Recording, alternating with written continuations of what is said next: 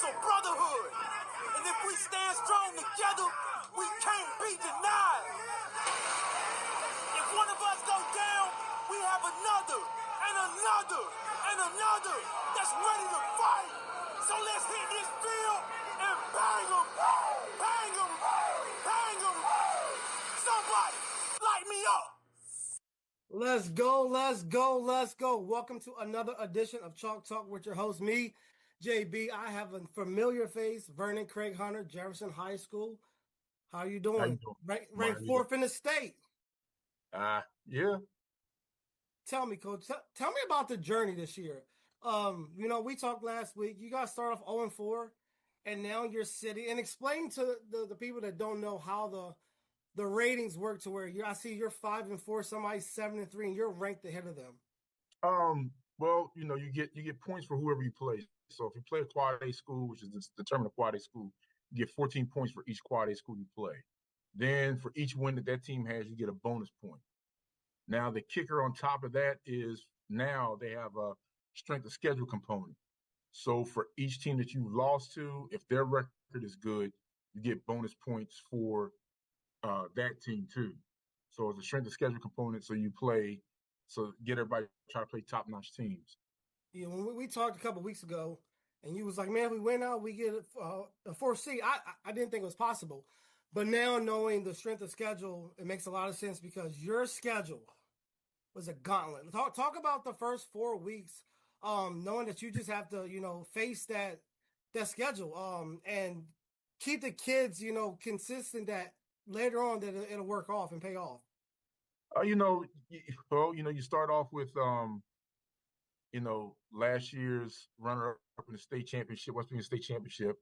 Then you come back second week and you play right now who's number one team in the state in Morgantown. Then you play Sharando, who was last year in the semifinals in Virginia. And then you get a bye week and then you play Martinsburg, who was last year's West Virginia State champions. So, those 4 games were a gauntlet all while we were trying to find our way offensively. So, those were some tough things to try to deal with in the beginning of the season. So, eventually we found our niche. We found where we need to go and how we need to do things and how we need to operate offensively. And from that point on, it kind of just took off for us. Well, I think you found your niche when you made that quarterback change. And gosh, has he been playing his you-know-what off. Talk to me about his confidence that he brings to practice. We see him in games.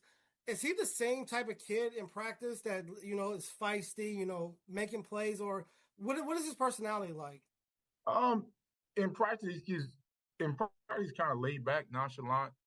But I guess when the bright lights come on, he doesn't false when the bright lights come on. So, he's the type of kid that can also kind of like drive a coach crazy at times. Yeah. But he always comes through when you need to come through. He's very competitive. He gets down on himself when he makes mistakes. So that's just the way he is. He's very, very, very competitive. He doesn't think he can't do anything. It looks like it. So there's nothing out there he don't think he can't do. So to watch some of the things that he's done and watch some of the Houdini acts that he's pulled off, getting out of pressure and keeping his eyes downfield and finding people open downfield, has been some incredible things. We call him gamers. He seems like he's just a gamer. Then the lights come on and he turns it on. As a coach, it's so good to have, especially at the quarterback play. I want to talk to you about Tony Allen and the courage that he showed last week. He looked like he was on one leg. Still found the end zone. What's his mindset? What does he look like this week coming into, I say, a big game? It's your crosstown rival, Washington. You play them every year. They know each other. So what's his mindset going into this game? Tony got injured against GW right after the half. It was it's like kind of like a hip drop tackle. Yeah. It got dropped on his ankle. Wound up being a high ankle sprain, which we know how long they take to heal. but also with the high ankle sprain, it kind of connected a little bit and got his Achilles too. Yeah. So he's dealing with the ankle sprain and Achilles sprain. So in a kid in the 13 years he's played football, he's never been hurt or injured like that. So Yeah. he's always been able to bounce back. So he's never had to actually go into the training room and put in work. So just trying to get him and trying to force him to do that was like sometimes pulling teeth a little bit. Yeah. But, once we got him to start doing it and getting it done, he's getting better. I'd say last week he was probably about it 55, 60%. Because there was times he could run. There was times as the night got colder. Yeah. And he couldn't do as much. So he came and asked me to go in. And I said, "Can you run?" And he said, "Yes." I said, "If you look like you're going to hurt the team, we'll pull you." So a couple times, he got out there and ran. He got across the field, got the touchdown. But then as the game got later in the game, I could see you're not even really running your routes. You're not really you're hurting us. You can't even be a decoy out there because you're not really running anything. So then I pulled him out. I pulled him out the game and told him just take it easy. We'll try to get this one for you. Just try to get healthy. So is he playing this week? I would say this week he's about 80, 85% this week. He's got enough that he can still get by people. He's 80, 85%. Craig, that ain't hard. I mean, his 85% full speed is he is lightning in the bottle. So, he's getting better each week. We'll probably do the same thing. Get him warmed up, let him go out there, see what he can do. If he starts to look like he's detrimental or anything else, further down the road is going to be way more important as we keep going these playoffs. So if we need to get him out, we'll get him out and try to get him again, come back the first week of the playoffs and get him even closer to that 100% mark. But, I mean, we're not going to do it. I'm not going to put him out there in a situation that's going to be detrimental to him or detrimental to the team, especially with us going forward in the road we've been on. Yeah, well, in the last couple of years, you're 35-13. You've been to the playoffs 4 straight years. So you're in familiar territory. It looks like you may be playing Washington 2 weeks in a row. So let's just talk about your crosstown rivals and how do the kids feel about playing? Some of the kids that they grew up with, some of the kids that are probably still best friends. What's the vibe like playing Washington this week versus anybody else? I mean, you hear the kids rumble. The kids have rumbling sayings and what they say they want to try to do and how they want to try to win. I try to tell them let's take it as business like normal. I mean, we're trying to go here, win this game, solidify our playoff spot, and get into the next week. How we can get that done, let's get that done. Let's get that done and get in and out without getting anybody injured, anything happening, not losing anybody. Cross-county rivals, you don't want anything to happen as far as unsportsmanlike fights or anything like that to happen to get somebody kicked out of the game. So we want to get in this game, try our best to get a victory and get out of this game. Well, I was going to, and ask, in all sports, there's trap games. But I don't see Washington being a trap game because it's a rivalry. I think they're going to be ready. But just in case, what is your message to them not to overlook, the record, the history, and to know that we got one game this week and we got to get it done? I mean, as it's still, we got one game to get done. We got to get it done. You can't overlook anybody. If you do, then you're going to get yourself in a situation and you're going to be in trouble. The thing we got this week is we don't know what's going to happen. We hear rumors that people are hurt from their team. Things are going down. So we just got to play the game the way it's got to be played and just execute. If we execute, I think we'll put ourselves in a position to win the game. Well, I mean, I know you very well.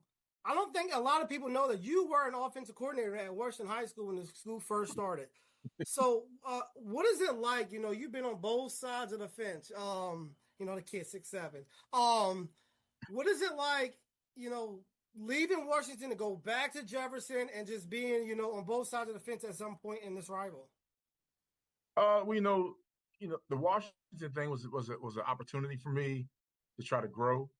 I've been at Jefferson here for ever and a day, pretty much going on 10 years as pretty much a JV coach.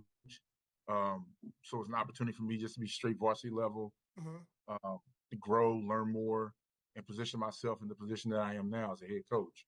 So then I went there for that, and I came back to Jefferson when my son was coming to Jefferson. So I wanted to be here full time when my son started Jefferson High School. So I went over and came back at that point in time. So, I mean, it's being on both sides of the fence. It's a little different because when I was at Washington, we were just starting a whole new school, whole new program. Yeah. So it was rough. It was rough treading.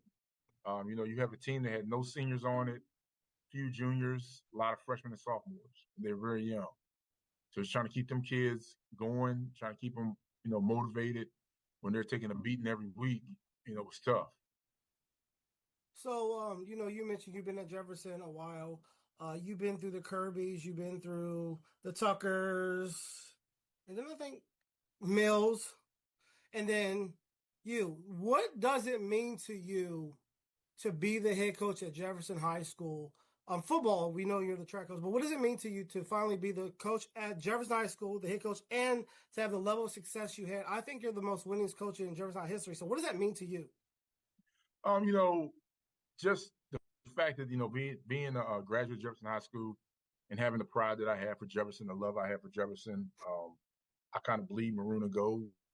So having that and being here and trying to have these kids have success, it means the world to me.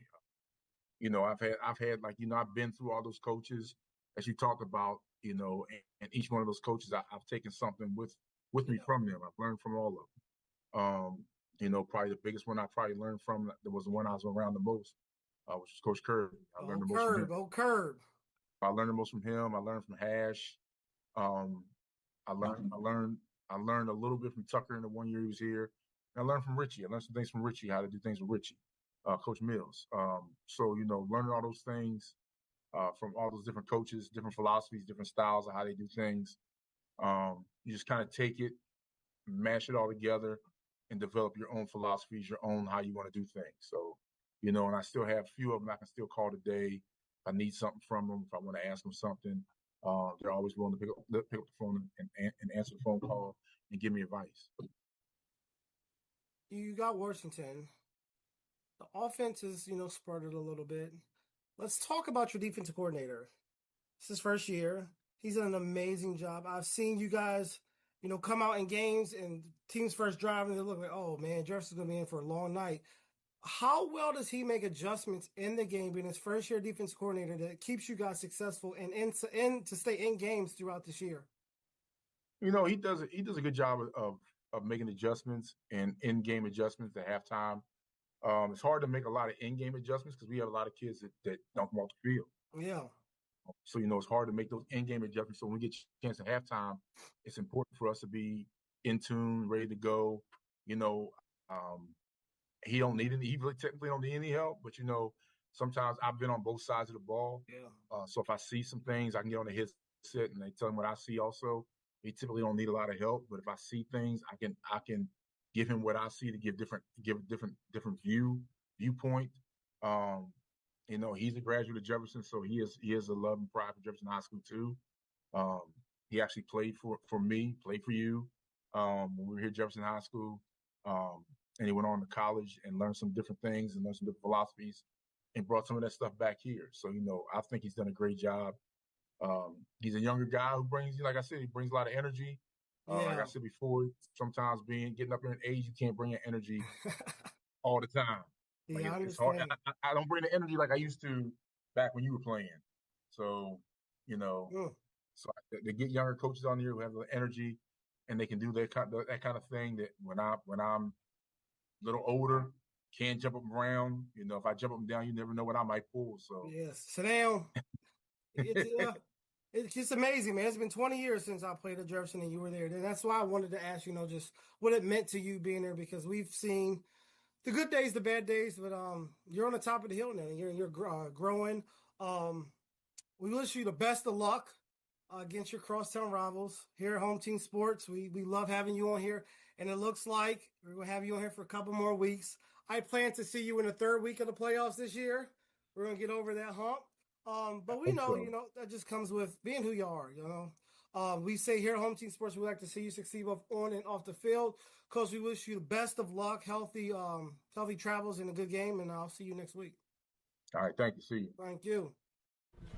And good evening, folks, and welcome to Home Team Sports TV. We are here at Terry Marcus Stadium at Washington High School for this cross-county rival matchup between the Washington Patriots and the visiting Jefferson Cougars. I'm your host, once again, J.D. Fritz, and joining me back in the booth again this week, my broadcast partner and one half of the Dream Team on Home Team, Drew Pitzer. Drew, how you doing, man? Man, I tell you what, it's great to be back. But Nate Monroe had a terrific performance last week. Excellent color commentator.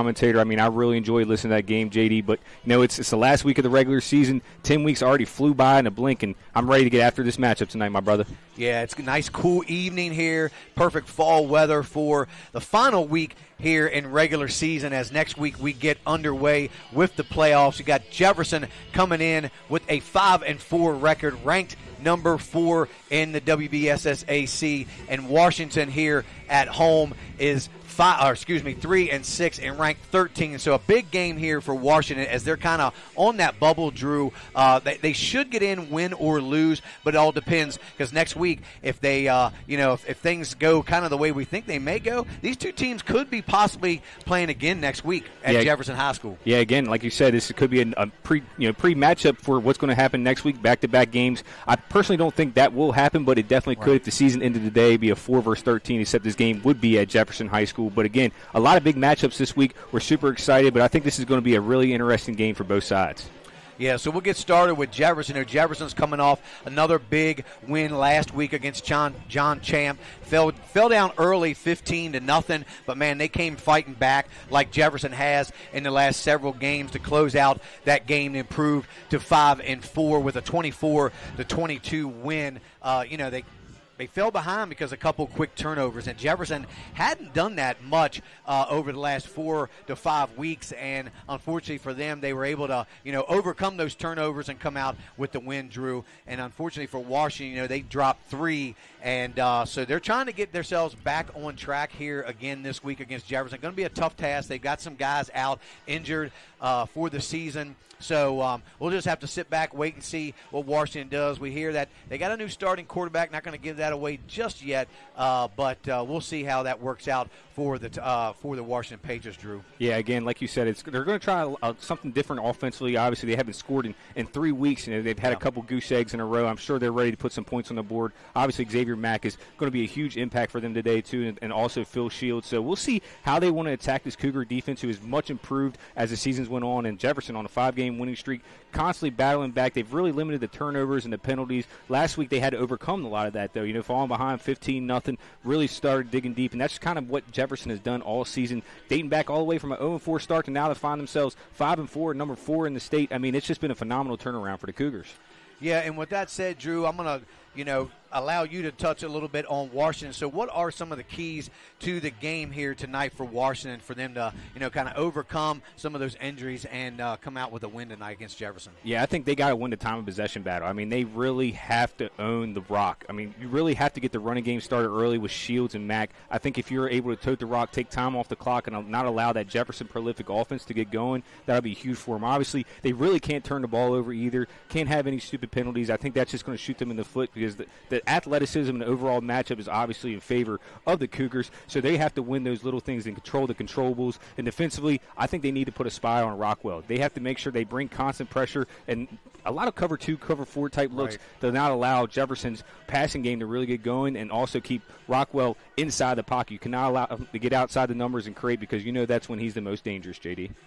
Yeah, and for Jefferson, some of the same similar keys to that game. I think they're going to have to take care of the football. They can't have a repeat of what they had last week and turn the ball over on the first couple possessions, and give Washington short fields and give them, opportunities to score points early on in this football game. If they get the opportunity to put some points on the board early and keep this game, relatively close in the first half, that's going to give them a lot of confidence and motivation here moving forward. And I just think that Jefferson's going to have to do a good job of that. They're going to continue to have to run the same style of offense that they've been running the last 4 or 5 weeks with Rockwell. They've got Tony. Looks like Tony Allen's going to be back, not quite at full strength. Talked to Coach Hunter just a few minutes before the down on the field a few minutes ago, and it looks like he's about 80-85%.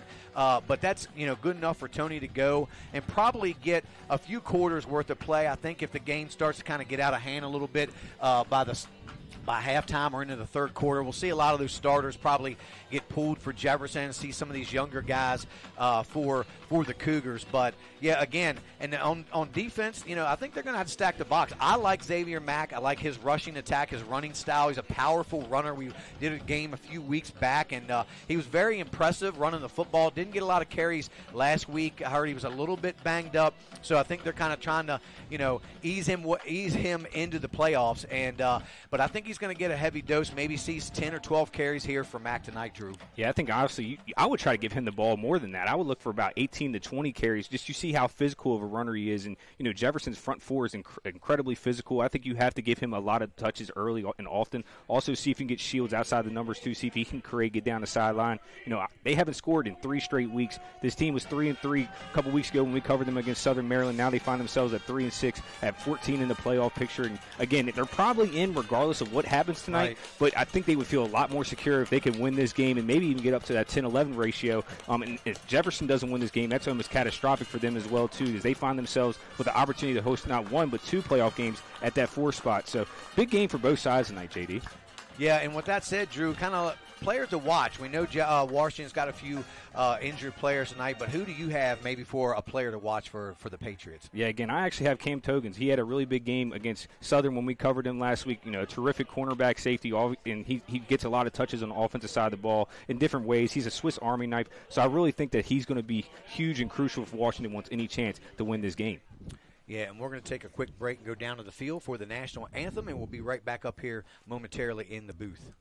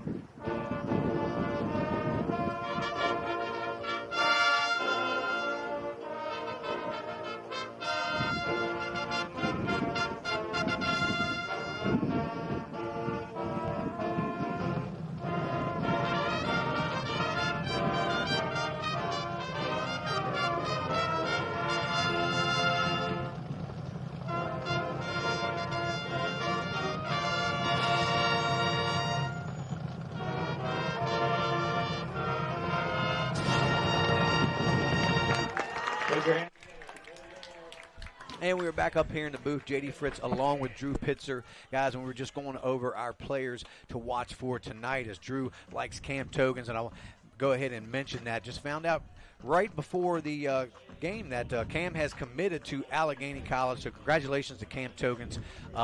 He is off to Allegheny to play football for them. So, and getting to Jefferson, I'm always at a toss-up with the player of the game. There's several guys you could always pick, for the player of the game for Jefferson. But, Rockwell, he's put a heck of a season together for the Cougars here the last 4 or 5 weeks. It's hard to kind of go against him. He has, roughly around 30 total touchdowns, and, he's kept pretty much this season alive for Jefferson.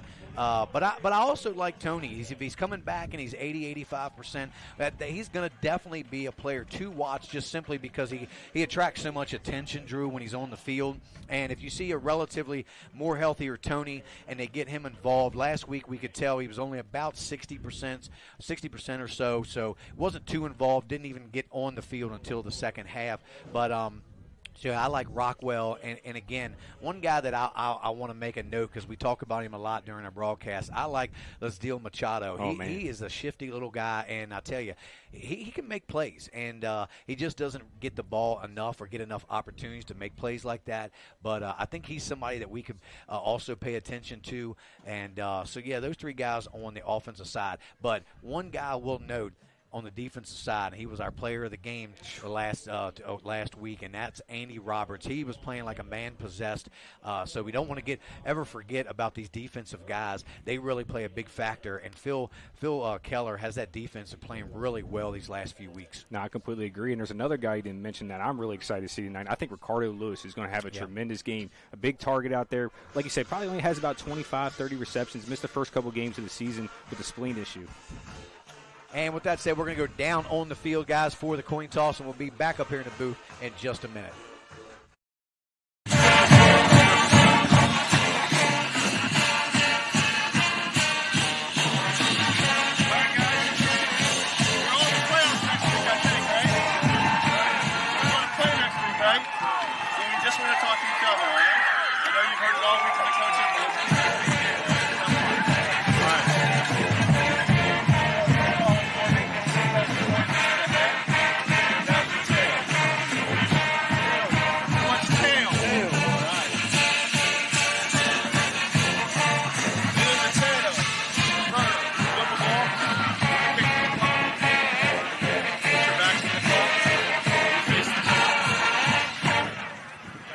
Jefferson won the toss.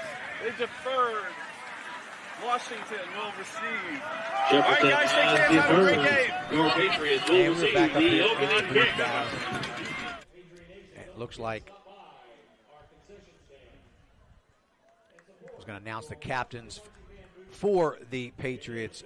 Number 24, Cam Togans. Number 2, Mario Prince, who's back on the field, back from an injury. Number 66 for the Patriots, that's Brantley Lawson. And also, I think I missed one.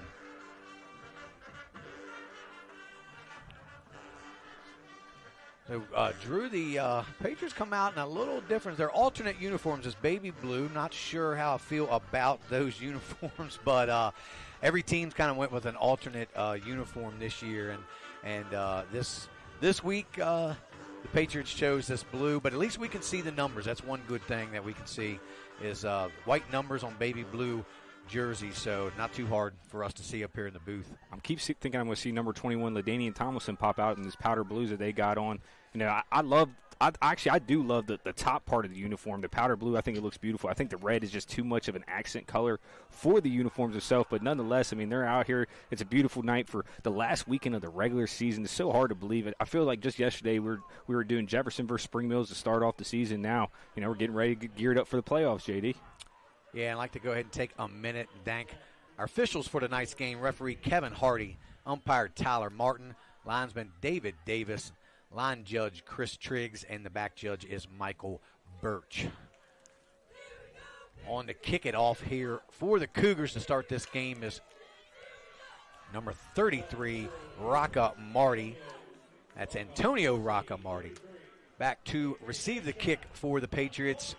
It's like number 0, Jordan Petrie. And number 3, Phil Shields. We'll see a lot of Phil tonight in the backfield. And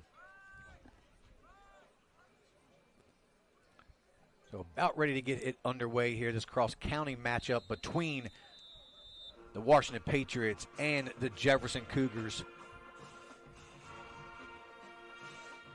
And I hope both sides are able to keep their emotions. Last year, you know, Mar Wallace and Benner both ended up having to miss the first playoff game because of a little bit extra antics. So we just hope to see great sportsmanship from both sides. Ball's going to take a bounce. Shields going to have to pick it up. Spins his way out to the 20-yard line. Let's see, they'll mark him around the 21. The Patriots will start from there for the first possession here, Drew. And we're going to wait and see who's under center tonight, as we know that Kyle Remy Athey is out, a little banged up this year. Well, we thought it would be Neil Powell behind center tonight, but it looks like he's still on the sideline, so we'll have another quarterback who will be out there.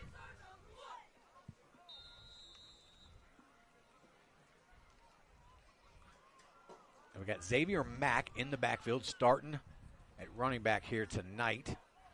Phil Shields there is going to take the snap under center from the shotgun position. A high snap. Shields is going to have to take it himself. He's going to lose a couple on the play. Good defense there by the Cougars. Number 8 getting in there. Frank Turk. Yeah, old Frank Turk. And again, I spoke on it before the game, JD. You can't shoot yourself in the foot. A bad snap right there already puts him 4.5 yards behind the line. And a different little look that Washington has tonight. They had a double wing kind of set, very similar to what Musselman was doing.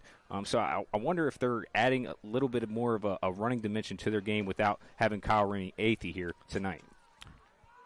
Yeah, you're right. And Athey just had a lot of problems also holding on to the ball a few different times, getting a couple games that we've done. And Shields will take it. It's going to be a flag. They're going to get a false start on the Patriots. They're kind of already not starting off on the right foot for Washington as they've went backwards the first couple plays here, Drew. Yeah, again, you can't shoot yourself in the foot. Penalties and turnovers were the second key to the game for me. And right now I already have a loss of 4 yards, and then you have a penalty that gives you a loss another 5. So 2nd and 19, that's not the way you want to start if you're Coach Terry Ray. With 2 receivers to each side. They'll go up, back, or a tight end. Another high snap. Shields is going to have to bounce it to the outside. Nowhere to go for Field Shields as he's stacked up there by a bunch of Cougars. And they might have picked up a couple, but can bring up 3rd and long now. Yeah, again, another rough snap. It's at the really high against Shields. You're losing about a half a second right there. Allows the defensive ends to create, contain. It was kind of lucky on Jefferson's part that he wasn't really able to get to that edge and get down the sideline. But nonetheless, it's 3rd and long. Yeah, we're called about 3rd and 18 for the Patriots. So we'll see what they dial up here on 3rd down. At number 4 here, Duran to the near side lined up.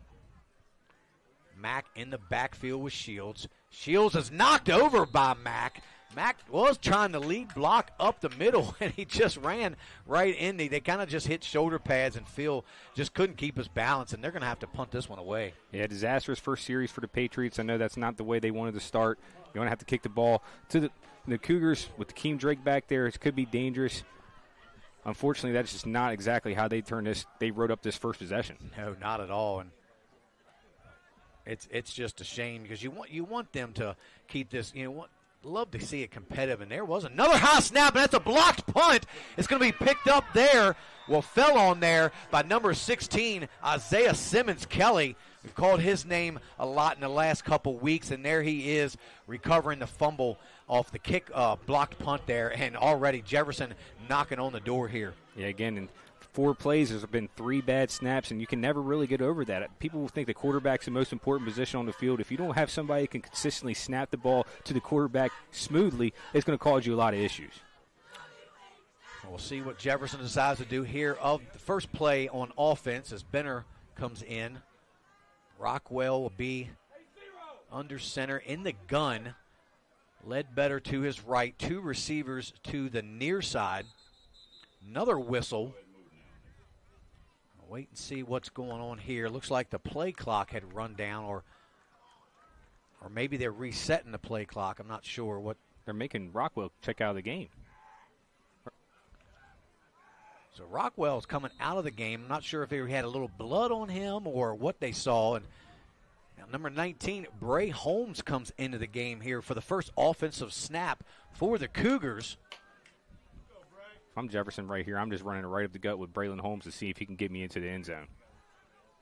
So Bray will take it himself. Right off tackle into the end zone goes Braylon Holmes for the first score of the game as Jefferson is on top, 6-0 in the first play, Drew. Again, that's probably a little bit special for Bray. Obviously, he was a quarterback here for 2 years, transferred over to Jefferson this year, playing more of the defensive tackle type position. But to see him be able to get a touchdown right here, I know that has to feel good for him. Great call right there. I kind of called that one a little bit, didn't I, JD? You did call that one, Drew, and I want to see more of that myself. With short yard situations, Bray's a bigger, tougher, quarterback. Not that Rockwell's not a tough quarterback, but he's just smaller. You don't want to get him banged up and right before the playoffs. And as Rockamarty's on to kick the extra point, and it's up and good. So with 9:22 left to go, the Cougars strike early. It's 7-0 Jefferson, and we're going to take our first commercial break and hear a word from our sponsors. You're watching Home Team Sports TV.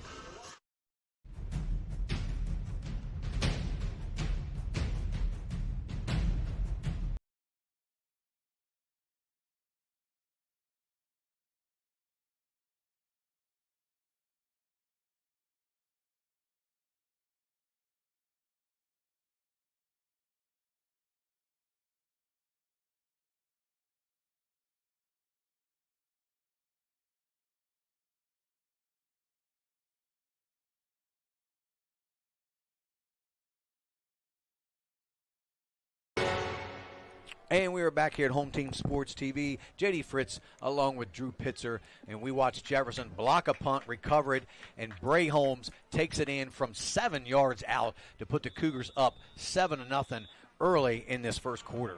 Yeah, just a great play call right there. Obviously, with Rockwell having to check out momentarily. You saw Bray Holmes in the overall size compared to what Washington had. Just a great call.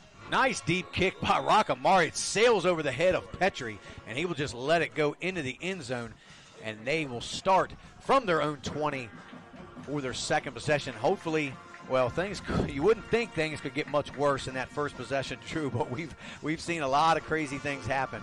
Yeah, again, they just, that was not what they want to do at all. You have to make sure that center to quarterback exchange is perfect. And when you don't have your starting quarterback there, there's just going to be a little bit of chemistry issues. But, credit to Jefferson. They capitalized on it early, and Washington finds himself in a hole just early on here in this first quarter. So Neil Powell is in the game at quarterback now, number 19. Lined up to his left is Mack, 2 receivers to each side. The handoff goes to Mack, straight up the middle. Xavier Mack picks up maybe 2 or 3 on first down, so to bring up 2nd and 8. Yeah, again, but I like that call. It was a smoother exchange right there, getting a couple yards just to get yourself a little bit more balance. Now you can open up the playbook a little bit more. Yeah, feed the big guy. He impressed us a few weeks back when we did a game, and he's definitely a type of guy that can carry the load for this Washington team. And, don't do anything that's going to cause yourself to move backwards, turn the ball over, and just keep feeding number 1. Man in motion is Togans. We're going to have a false start here as Petrie misjudged, I guess, on the snap count, and that's going to back the Patriots up 5 to bring up 2nd and 13. Yeah, 3 penalties already early on in this game, and you just got to clean it up a little bit. When you're already, overmanned and outmatched, you can't shoot yourself in the foot, and Washington's done that continuously to start this game. We'll see if they can clean this up. There's 2nd down, 2 receivers to each side. That's Togans in motion. The handoff goes to Mack up the middle. Not a lot there. Might have gotten a yard out of it. Good defense there again by the Cougars. Yeah, now it's 3rd and 12, and there's not a lot of plays that you can draw up that's going to get you 12 or 13 yards. So just puts you in a really tough situation right here. We'll see how they want to attack this, but if I'm them, I'm taking a chance of this one-on-one coverage that Jefferson's providing and see if you can make a play. So Mack out of the game. Nick Atkins comes in to replace him. Powell in at quarterback. He has 2 receivers to each side of this formation. We're up 3rd and 13 as Powell's back to throw. He's going to have to roll to the far side, looking for a man, nowhere to go, as Neil Powell's going to be wrapped up there right around the line of scrimmage and taken down. And again, that's going to force the Patriots to punt the ball away. Yeah, again, that's just not what you want to do right there. I liked how Powell scrambled out of the pocket, but again, great coverage there from Jefferson in their secondary. Now forces another 4th and long, and Washington's not in good positions early on in this game. Yeah, we just hope they can get the ball off. They got to get the snaps right. A high snap is going to result in a negative play as number 15, Emilio Perez Diggs on to punt it away. That's a good snap. He does get it away. Nice high kick. Takeem Drake will just let it fall, and it takes a Cougar bounce all the way back to the 40. They're going to down it right at the 40-yard line. So, again, still great field position for the Cougars to start their second possession of this game. Yeah, again, when you have those high kicks like that, wherever it ultimately hits, it can either roll an extra 10 yards your favor, or it can lose about 10 yards and hit about the 50. Now it's at the 40. So, unfortunately for Washington, you got Jefferson back in great field position, can find themselves down a lot early. And we like to apologize. Our scoreboard there on your screen went out for just a minute, but I believe it's back up. So 2nd offensive play for the Cougars. 2 receivers to each side. Ledbetter in the backfield with Rockwell in the gun. Rockwell going to drop back. Looks like they're setting up a screen here to Ledbetter. He's got blockers out front. Ledbetter cuts it back. Now back to the outside. Does get tripped up right around the 20, but a good gain and a 1st down for the Cougars. Yeah, right there you saw the way that, Rockwell dropped back. That looked like the old-fashioned 1970s drop back. Just dropped it right over the top. Let Ledbetter go make a play. And, again, that was another player that we didn't mention. But I think Trayvon Ledbetter could have a huge game here tonight. You know, he has all the talent and tools in the world. Completely different runner from Tayshawn Roper, but I think they bring a lot of similarities too. Yeah, I like the screen. I think they need to run that more. I thought they should have ran it a couple times in a few previous games. It's definitely a play that doesn't get run often enough, and usually the defense is not ready for something like that. But a good call here early in the game. But the Cougars will be backed up 5 on a false start, so to bring up 1st and 15 now. As they've got 3 receivers to the far side. Again, Rockwell in the gun with Ledbetter. Rockwell's going to be back to throw. He's got a man. Machado picks the catch into the end zone. He bobbles it for a second, but for another Cougar touchdown goes Lesdeel Machado. Yeah, what a dime right there from, you know, Jackson Rockwell to Machado. Machado, another former Patriot, transferred over to Jefferson this year as well. So 2 former Patriots scored touchdowns against their former team. I know it's got to feel good for those guys, and probably a little sour tasting for Washington. Yeah, it looked like it almost went off his fingers. Machado bobbled it for a second, regathered the ball, made a great catch, and into the end zone. Falling away, a little trickery here. They're going to throw it to Frank Turk. A little muddle huddle action. It works for the 2-point conversion. The Cougars are pulling out all the stops here early, and I don't know. It's 15-0, 6:09 left to go. Well, we're going to stay right here. Drew's going to catch us up with some updates from the out-of-town scoreboard. Drew, what do you got for us? Yeah, again, between Cabell Midland and Parkersburg South. Parkersburg South strikes first, 7-0 early on. Between Capital and Riverside, they're down 16-0. Riverside currently is at 17. No update between Hedgesville and Spring Mills. Also between Woodrow Wilson and George Washington, which has huge playoff implications as well. That is still 0-0. And Martinsburg, they play tomorrow. Morgantown and Mussman, there's also no score, but I believe they are going to have a rain delay because they're in the midst of a thunderstorm right now. But we'll keep you guys updated with all the out-of-town school reports. JD? Thank you, Drew. Appreciate it, man. And we just watched the Cougars score on a nice pass play there from Rockwell to Machado across the middle. Machado made a great catch, fell into the end zone for the touchdown, and then they threw us all for a loop there and ran a little like muddle huddle action. And I think we saw that exact same kind of play last week from John Champ a couple different times. And so they took a little play out of their playbook, and it worked to perfection as Frank Turk called it and ran it in for 2 as the Cougars are now up 15-0 with 6:09 left still to go in this first quarter. As Antonio Roccamarty will kick it away. Taken there by Petrie around the 10-yard line. Is going to cut to the near side, looking for some blockers. Nowhere to go for Jordan Petrie. He's stacked up there. They're going to start from their own 22-yard line. Yeah, right there. I mean, you just saw his blockers kind of stand still. Petrie really had nowhere to go, and the Cougars were really fascinating with the way they're pursuing the football right now. But again, with that 2-point conversion they had, I wish they would have saved that, because I think that could have been a good play to have later in the playoffs. But obviously, you want to see if you're able to run that. And that was just a great call. It got all of us out for a loop, but I know they won't surprise anybody else with that again. Yeah, and I was thinking kind of the same thing about the screenplay. I don't know why you'd want to run it so early on what basically your second play for a third play from offense. I thought you maybe would have saved that in your bag of tricks for later, but especially going into the playoffs, you don't want to show too many teams those kind of things. You've got those, available. As Phil Shields will take it. A nice gain there by Shields on first down. He'll pick up about 4 yards.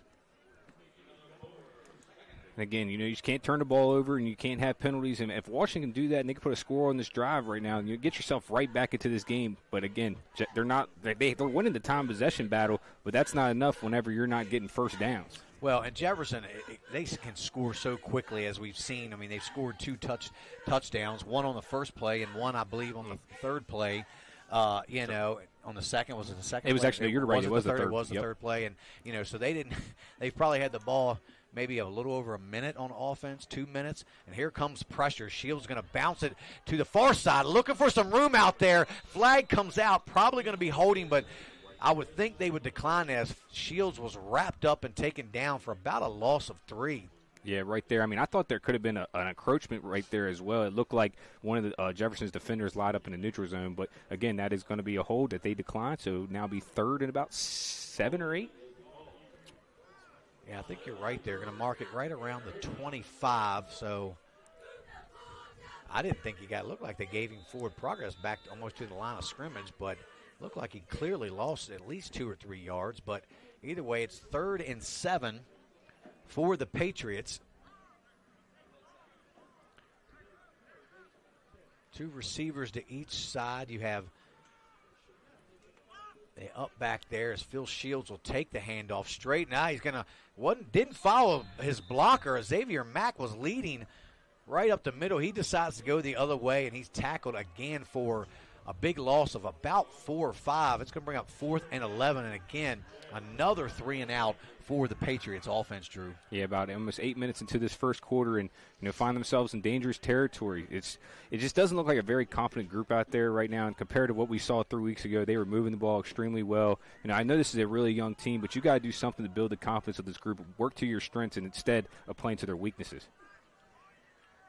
You got Tony Allen back there. Wow, he's really back there. Tony come up about 15 yards, but I don't think he's got quite that good of a leg. He does get off a decent high kick there. It's going to land and take a Patriots roll inside the 45. They're going to down it around the 43-yard line, so the Cougars will take over from their own 43, and this is their worst field position so far. It's still not bad at all. Gives them a little more room to work with, and we'll see Tony Allen coming into the game for the first time here on offense. See if they'll try to get him involved early. Tony continues to come back from a high ankle sprain. Two receivers, that's Allen and Drake here to the near side. As they're going to throw it again. Rockwell's looking for somebody. He's going to have to step up and throw it. Rockwell's got a little room to the outside, makes a couple moves, and he's tackled there. Picks up about 8 inside the 50 to about the 49, and here comes our first dead ball personal foul here, and so we knew this game was probably going to be chippy between these two teams, and we do have our first flag, and it's going to go against the Cougars, so that 8-yard gain will back them up 15 yards. So a big penalty against the Cougars. And this is the other thing that I meant to touch on in the pregame, Drews, is you don't want these personal fouls, because whoever that was against, if they get another one, they're out for this game and I believe the next game. As we saw last year, they were without 2 key players, Mar Wallace and Leland Benner, for their first playoff game. And you can't afford to have these and I'm going to call it what it is, stupid penalties, right. That's going to cost your team not only this game, but potentially the next game. Yeah, again, right now, as Rockwell, he's looking for somebody to throw to. Going to have to step up again. He's got some room here to the near side. Tackled there by Mack, so he does pick up a good bit of that penalty yardage back, but it's still going to bring up a 3rd and about 6 for the Cougars. Now, like you said, kind of going back to what we were talking about, mentally this Jefferson team has done extremely well over the last 4 or 5 weeks. You cannot revert back to any of their old tendencies that got them off of that 0-4 start. And Washington's just looking to get one of these guys ejected, so they don't got to worry about them. And also, this team might be matched up again next week. So if, say, something happens with Rockwell or Allen and they're not able to finish this game, they won't be playing next week either. And that would be crucial for one of these, both these teams going into the playoffs next week. So 2 receivers to each side. 3rd and 6. Rockwell's going to roll to the far side. He's got a man. It's Carson Olerking in the flat. Makes the catch for a Cougars first down. Going to mark him right around the 35-yard line, Drew. Nice ball by Rockwell, but good catch also by Olerking. And I got to give a shout-out to Rockwell. I mean, in the last couple weeks, he's really gotten comfortable sticking inside the pocket, waiting for the plays to develop and going through his reads. That was probably his 3rd option right there. Stepped up, delivered a great ball. From being a wide receiver, he ain't too bad at quarterback. No, and he was very patient, waiting for Olerking to come open. Like you said, he wasn't the first option, and found Olerking out there in that deep out. So 1st and 10, ball on the 35. Allen in motion. Going to circle back here behind Rockwell. As they hand it to Ledbetter. Finds a little bit of room to the outside. Turns it up for a nice gain there of about 8 or 9. They're going to give him 9 yards down near the 25. Yeah, again, I think Ledbetter going into the playoffs, too, is going to be huge. It's getting a little colder outside. Teams aren't going to want to deal with having the people run the ball down their throat constantly. And I think he's a real physical runner and also has a quick burst of speed. I love his game, and I hope they can find a way to get him more touches. So 2nd and 1 now for the Cougars. Ball is on the Patriots' 26-yard line. So, again, Rockwell in the gun. A lot of passing here in this second series for the Cougars. They're going to pitch it to Tony Allen. He's going to bounce to the near side. Not a lot there. He's going to pick up enough for the first down and kind of eases his way there out of bounds. You don't need to ask Tony to do a whole lot tonight. Just kind of start slowly getting back acclimated into the flow of the game. Maybe get his legs back under him as well. Yeah, again, and you could just see he's still incredibly fast, but that game-changing speed that he has, he's just not 100% yet. I think by next week he could be, but right now I'm almost sitting him for the rest of the game and say, hey, just be ready to go 100% for next week. First down for the Cougars. Ball on the 21. As Allen picked up about 5 yards. So Ledbetter switches to the left. Rockwell, he's back to throw. Flag comes out. He's got to roll. Got a lot of room to the far side. He's going to set up and throw back here to the near side. He's throwing it up into the end zone, bobbled and dropped there. Let's see who that was. Drake, I believe. Was that Takeem Drake? Couldn't hang on to it. As risky throw there because he was covered there, number 9 on the coverage there for the Patriots. That was Avery Brown. Downtown Avery Brown, a really good basketball player, too. One of the best three-point shooters in the state. Had great coverage right there, but again, great ball from Rockwell just to give Drake an opportunity, but all for none. Yeah, they're going to have to mark off this penalty. Going to back them up another 10 yards to bring up second and, depending on where the penalty was, it looks like about second and 22. Or it's first and 22. So, yeah, big penalty there on the Cougars. Still 21 seconds left to go here in this first quarter. So while we're waiting, I'll do a quick score update. Morgantown's currently up 7-0, and also Spring Mills scored first play of the game 7-0 as well, JD. And we will come back to you here in a little bit, Drew, as Rockwell gonna throw it, steps up in the pocket, nowhere. He's gonna have to take off. Again, he spins out.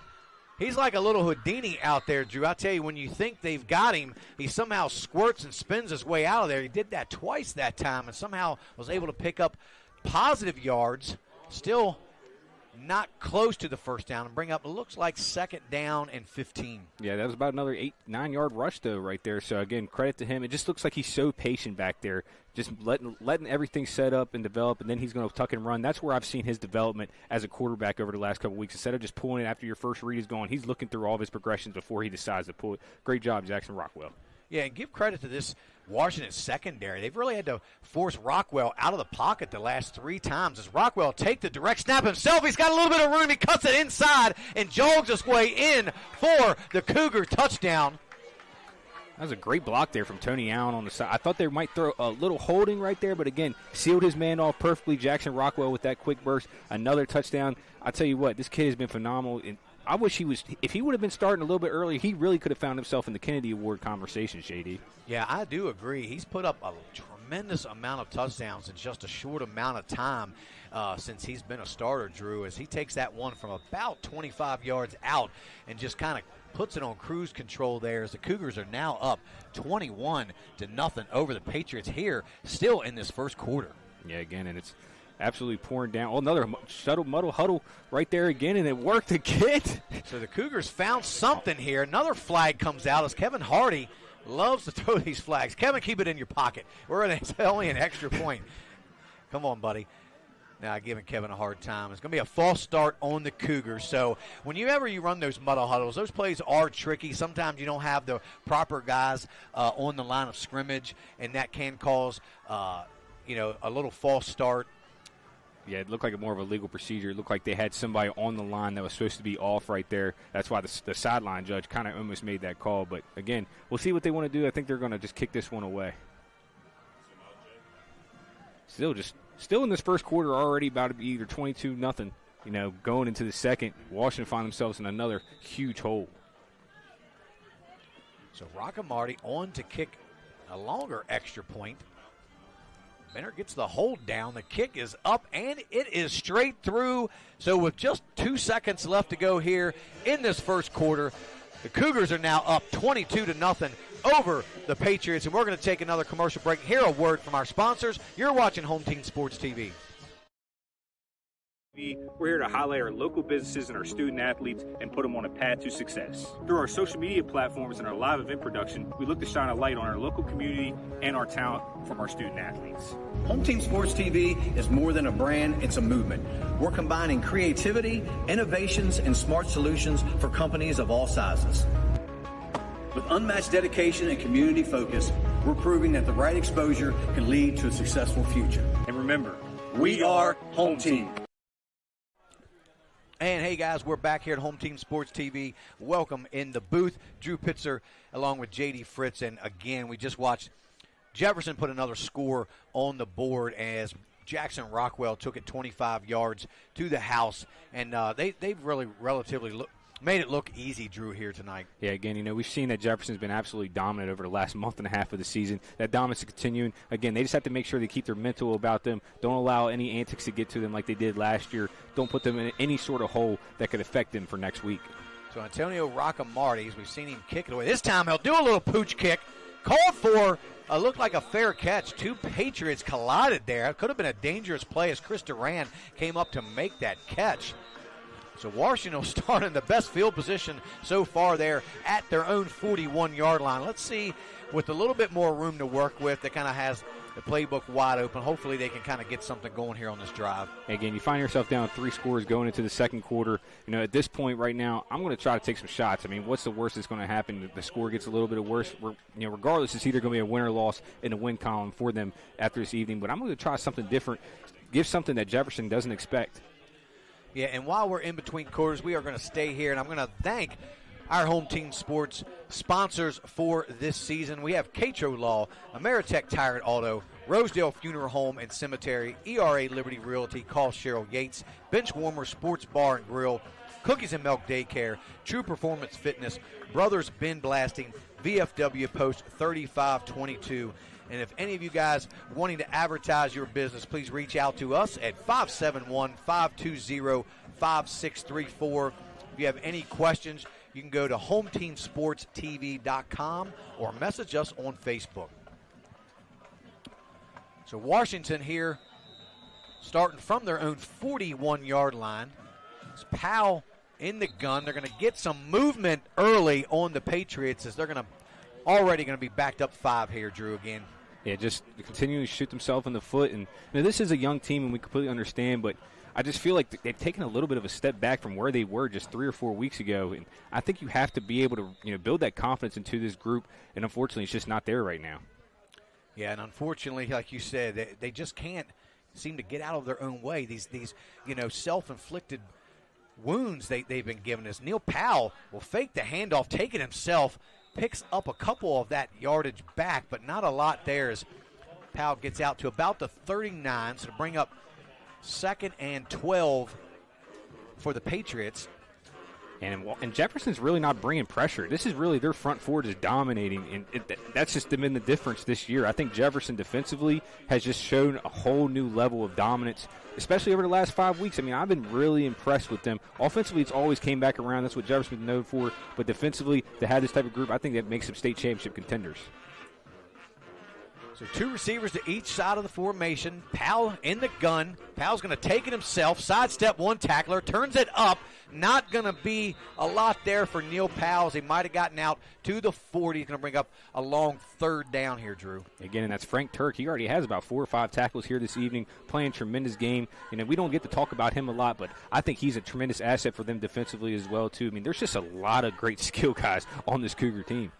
There is, and they just keep on bringing them out, and we haven't really even talked about to the main one, and that's Andy Roberts, and I'm sure he's been in on several tackles as there's been a lot of gang tackling going on by the Cougars here tonight, but Andy Roberts is definitely one we will call and continue to call throughout this game and the rest of the season as the Patriots have 3 receivers to this side. Powell looking for a man. He's got a man open. That's Phil Shields, makes the catch. He's inside the 40.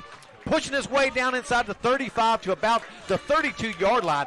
Nice throw there by Neil Powell, but good catch and run by Shields as well. Yeah, again, and that's where I think you get your quarterback comfortable. Obviously, Neil Powell has some legs on him as well, so you want to get him outside the numbers, kind of similar to what they do with Rockwell over at Jefferson. And I think that's where Washington's at their best. Again, I like to see them open up this playbook a little bit, see if they can put some points on the board here. And this is what we've wanted to see from Washington from the beginning. They just, have some unfortunate penalties and a couple high snaps and blocked punts, all kinds sorts of different things going on in the backfield there. Hopefully this will get them a little momentum booster as Powell hands it, and Phil Shields will try to cut back the other way. Nothing there as, again, your man Frank Turk in on the stop. And they're just bringing those guys off the edge. And, they want to force Washington to throw the ball, but they're definitely not going to let him run the football. Yeah, again, Frank Turk's like a little ball magnet right now. He's always around the play, and I love to see that. Over the last couple of weeks, he's really improved as well. This Jefferson defense is phenomenal. Yeah, they keep improving. They've gone up against some pretty tough teams and a couple high-scoring offenses, and they've been able to shut those guys down for the most part. Mack looking for somewhere to go. There's nothing there for Xavier Mack. And, again, a host of Cougars are in on the stop, and it's going to bring up about 3rd and 11 as he loses a yard on the play. Yeah, again, that just, you have to be multi-versatile whenever they're just running the ball right up the middle. And I know Xavier Mack he's a huge piece, and he's just a young guy, he's just a sophomore. But you got to get him out in space a little bit as well, too. So we'll see what they draw up right here. So 3rd and 11, 3 receivers to the far side for the Patriots. As Neil Powell is back to throw, he's under a lot of pressure, and down goes Powell as ISK, Isaiah Simmons-Kelly, in on the sack. Provided the pressure there for the Cougars, and again, this series ends up with a Patriots punt. As Allen, now that'll be Takeem Drake now back to receive the punt for the Cougars. Which is smart. I like that. I think you got to protect Allen from himself. He's almost all the way back, but that was a pretty serious ankle injury he had. Back at George Washington, almost back to 100%. But why risk it right now? The real season starts next week. A quick kick there goes out of bounds somewhere around the 20. We'll see where they mark it. And they're going to mark him at, it looks like, the 22-yard lines. That's where the Cougars will take over here with 8:05 left to go here in this second quarter, up 22-0 over the Patriots. And so far it's just been all Jefferson, as the Patriots just have not been able to get anything going on the offensive side of the football. And we'll see if Allen remains in the game. I think he's out for now. I don't want to say it for sure, but we might have seen the last of Tony Allen. They got him a couple plays just to see how he's moving around on the field. Again, like you said, Drew, you don't want to risk him with the playoffs just 1 week away. I completely agree. And I'd also excited to see maybe Bray Holmes is Ledbetter. And there goes Ledbetter breaking loose into the open field, as we've seen Trayvon Ledbetter break off some nice runs this season, and another one there as he gets out to about the 46-yard line, and that'll be another first down for the Cougars. Yeah, again, and just see his length. He takes long strides. He's almost getting 3 or 4 yards a stride. Hard to bring him down to. He's slipper and snot. So again, this Jefferson team just keeps refilling all those guys, and to lose Dylan Herrick, Tayshawn Roper, and Mar Wallace last year, and just to refill with all these special skill guys they have, just to credit Coach Hunter and his staff. Little swing pass out there to Olerking. Olerking makes the catch, turns it up. There goes Carson Olerking down the sideline. Can Cameron Togans get him? He does push him out of bounds inside the 10. They're going to mark Olerking around the 7 or 8 yard line, but a nice play again from Rockwell to Olerking. And I just love how they're getting all their skill guys in space, too. You're making quick decisions, get these guys about 4 or 5 yards of separation, allowing their speed and receptiveness to get down in the field. Great play calling from Jefferson early on in this game. Still halfway left to go in this second quarter. Yeah, and, man, we haven't seen Olerking break one off like that, and he surprisingly has some really good speed in the open field, as Togans was able to take just enough of an angle to push him out of bounds, or that would have been a sure touchdown for Carson there.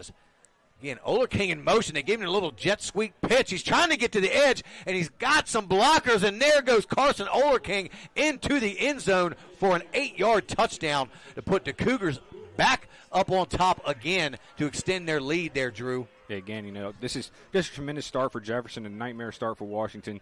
But you could just see this team is clicking. They are hot right now. I would argue to say that they're the hottest team in Eastern Panhandle, maybe outside of Martinsburg, but they're playing extremely well. Yeah, they are, and they've mixed a lot of different things up on offense. And I know we're probably going to see a few things, and things tend to work easily against a team that's kind of a little bit outmatched and undermanned. A lot of players hurt for Washington. But you still got to execute those plays, and Jefferson has done that very well here tonight as Rocco Marty on to kick this extra point. It's another fake. That one doesn't work out so well. We've seen that in college and in the NFL as well, that little pitch over the shoulder. Looks like they were going to try to get Rocco Marty out there to run one in or possibly throw it.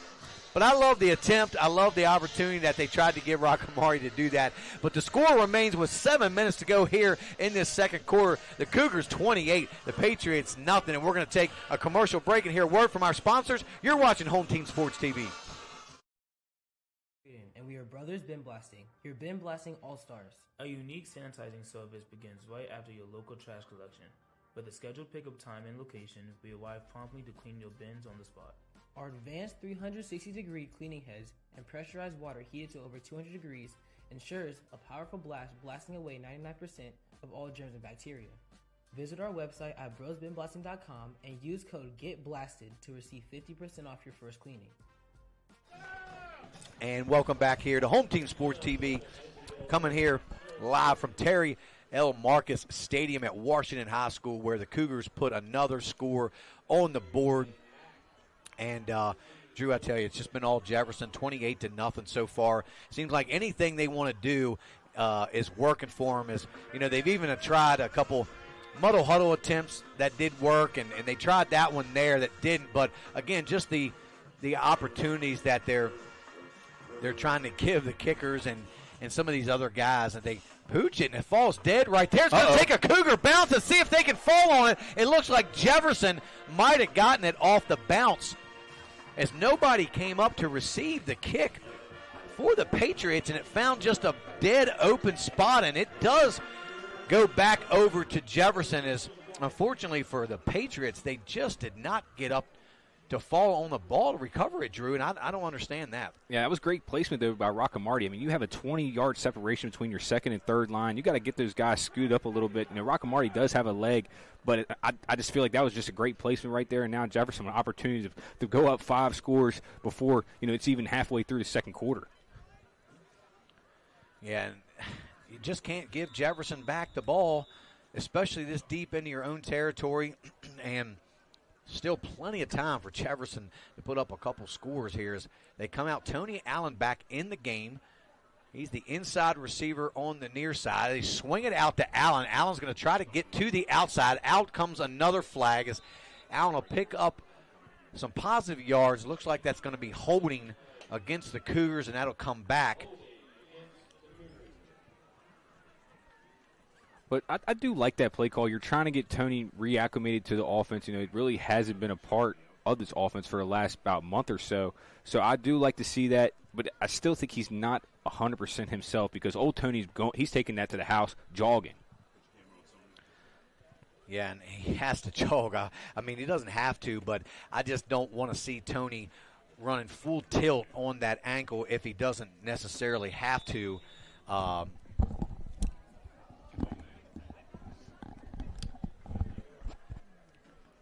So the Cougars will be backed up 10 yards. So that ends up being looks like a 12 to 13-yard penalty from the spot. So to bring up first and about 13. So Rockwell's back to throw. He's going deep. He's got a man. Takeem Drake's there. He makes the catch, spins his way to the outside, breaks off a tackle, and in for another Cougar touchdown. Yeah, great play call right there. Again, just drop that right into a bucket. What is that? A prime-time dime from Rockwell to Drake. And unfortunately, this year, Drake probably could have another 5 touchdowns or so. Just a couple drops that he's had, but he's also made a bunch of big plays. Great play call there from Jefferson. Already up 34-0. Still over 6 minutes left to go here in the second period. Yeah, I tell you, they're clicking on all cylinders here, Drew, tonight, and pretty much everything they've done has turned into something positive, if not a touchdown, a big play, as Rocco Marty is on to kick what we think might be a normal extra point attempt here for Rockamarty. And it is as he kicks it up, and it is good. So with 6:09 left to go here in this first half, it's the Cougars 35, the Patriots nothing. And we're going to take a quick commercial break and hear a word from our sponsors. You're watching Home Team Sports TV.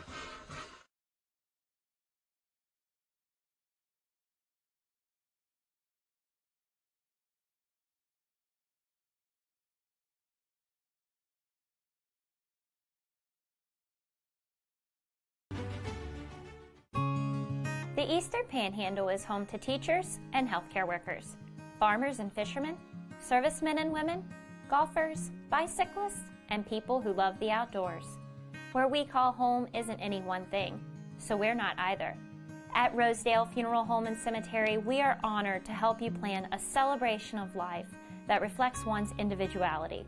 Our trusted local team is here to see that your wishes are honored and that your special story is told. And welcome back here to Home Team Sports TV. J.D. Fritz along with Drew Pitzer. Jefferson puts another 7 on the board to take a commanding 35-0 lead over the Washington Patriots here with 6:09 left to go in this second quarter. And Drew, I just don't know what the answer is for the Patriots. It's again a nice little pooch kick to the middle of the field. It's taken there by Mario Prince as knee touches, so he will be down there, and the Patriots will take over from their own 26. Yeah, and having somebody in the second line with a cast on, I know Mario Prince is one of your better athletes, but that's kind of a scary situation. The ball pops off that cast, could have been another disastrous situation for the Patriots. Yeah, and if you're Washington, you just want something positive. They had a couple positive plays in that last series on that pass play from Neil Powell to Shields. Shields fakes there to Mack, tries to turn it up. Not a lot there. Might have gained a yard. That was Powell on the carry right there. Did I say Shields? I apologize. If I said Shields, I thought I... So a quick score update, though, between George Washington and Woodrow Wilson. GW is currently up 7-0 against Woodrow Wilson. A big matchup between two top 10 teams that can affect kind of the outcome of these two if they're going to be meeting again next week in the playoffs, JD. Yeah, I'll definitely have to pay attention to a few of those games here tonight and then again tomorrow as Patriots will send Togans in motion. So Neal going to throw it out there to Togans. It knocked away there. Good defense by Ledbetter. If he'd been a step closer, that would have been a house call to the end zone for Ledbetter. Yeah, he had that curl to flat area right there. And, again, he took a step back, and he saw Togans coming out. Like you said, if he had an extra step, he'd been dancing the end zone right now. So to bring up 3rd and 9 now for the Patriots. Still 5:16 left to go here in this second quarter. It's been all Jefferson so far. The Patriots, 2 receivers to the far side. The handoff goes to Mack. He's thrown, tackled forward there, picks up a couple. That's going to bring up a long 4th and 6 for the Patriots. So they're going to punt it away again, Drew. And so far, I think they've only had 1 first down this whole first half so far. Yeah, Shields had the lone first down. And right now this is where I don't agree with it. I'd say you're going for it. You're down 5 scores. I'm trying to see if I can get anything going. Now you're just going to get the ball back to Jefferson, who's been just scoring at will. Yeah, and now they have number 3, Lesdeel Machado, back to receive the kick, and this is a returnable, good booming kick. It sends Machado way back inside his 20. He's going to have to try to scoop it up, and he does. Makes a move, and there goes Machado trying to get to the outside. Picks up a block from Drake, turns it back up inside. Not much else there. Looked like he had more room, but well defended and good coverage there by the Patriots. But Cougars will take over from their own 25-yard line with 4:20 left to go here in this half. Again, that was a booming punt right there. That was one of the better punts I've seen all year. Yeah, it was. And Machado is real dangerous for picking it up about the 4-yard line, but nonetheless, he still gets it out to about the 25. It just shows you the speed and athleticism that this guy has. And he's probably their 6th or 7th option, JD. Yeah, but they wanted to give him an opportunity. I love it. I'd love to see him get more opportunities, even on the offensive side of the ball here. Is two receivers here to the near side. One guy we haven't talked about yet is Ricardo Lewis, who's been awful quiet so far, but they haven't really had the ball that long on offense. As Ledbetter will take the handoff up the middle, try to bounce it outside. Not a lot there. Might have picked a yard up out to about the 26. Yeah, again, that was great defense there from Washington. Really contained well, beat the tackles off the ball. So, Washington still has to find areas to improve. I know the score is tough to look at, but you just got to go next play mentality and build from there. So Machado is in the game. Allen is out on this series. So two receivers to each side of the formation for the Cougars as Rockwell in the gun again. He's looking for somebody across the middle. He's going to have to roll to the far side, steps back, reverses field back this way. He's got some room. He dumps it off there short of Ledbetter. Ledbetter can't quite make the catch, as we saw Rockwell just couldn't step into it, rolling it forward. I think that might have been his first incompletion of the game. I believe so. And again, I just feel like I just saw Texas A&M in 2012 with Johnny Manziel back there. Rockwell just opens the game up so much with his ability to run, and he's so patient now. He's looking to throw. Instead of looking to tuck and run, he's trying to get all of his guys involved. I'd love to see it. He's really developing as a quarterback. Yeah, and this also might be one of, or if not the first third down that they've had in this ball game. So a big 3rd and 9 for the Cougars, even bigger for this Patriots defense. As the Cougars come out with 3 receivers to the near side. Across the middle to the Oler King. He bobbles it, makes the catch for a first down out to about the 43. And another big first down for the Cougars. And that was a great throw there by Rockwell, too. He put that right in the middle of the zone coverage, found the little air bubble. And, again, great play by Oler King. He's really started to step up as well, too. He had a rushing touchdown to really break this game open early or late in the first quarter. And you see the Cougars are really starting to pour it on now. Yeah, and I like how they mix it up. But this is the time where you're right at about the 44-yard line. And I'm calling it, Drew. I would take my deep shot to Ricardo right here. If I'm Jefferson, got one-on-one coverage with Chris Duran. They're going to fake it to There's Rockwell. Ledbetter. Rockwell bounces it outside, stiff arms a man.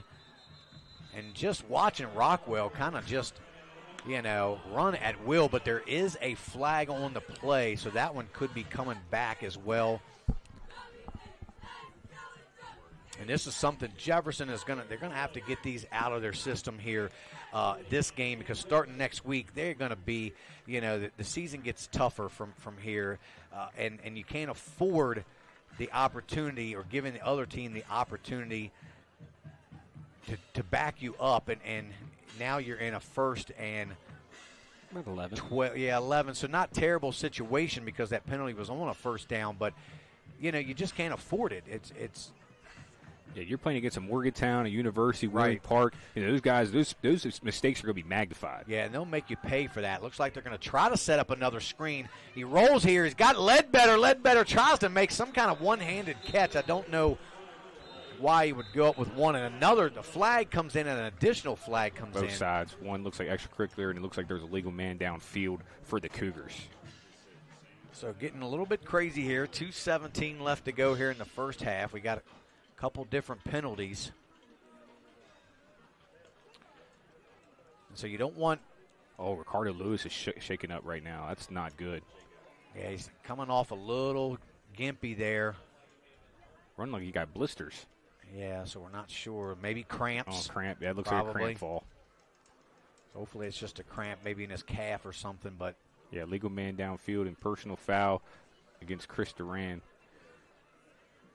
Still, the penalty is going to be marked off, and it looks like Jefferson might end up getting – they're going to get some yardage they're right going to here. mark off the personal foul penalty, it looks like.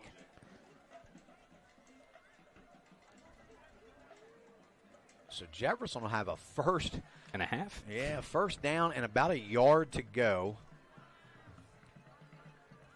from the Patriots' 47-yard line. So 2:11 to go now in this first half. We got Frank Turk here, the wide out to the near side with Oler King in the slot. Going to send Oler King in motion.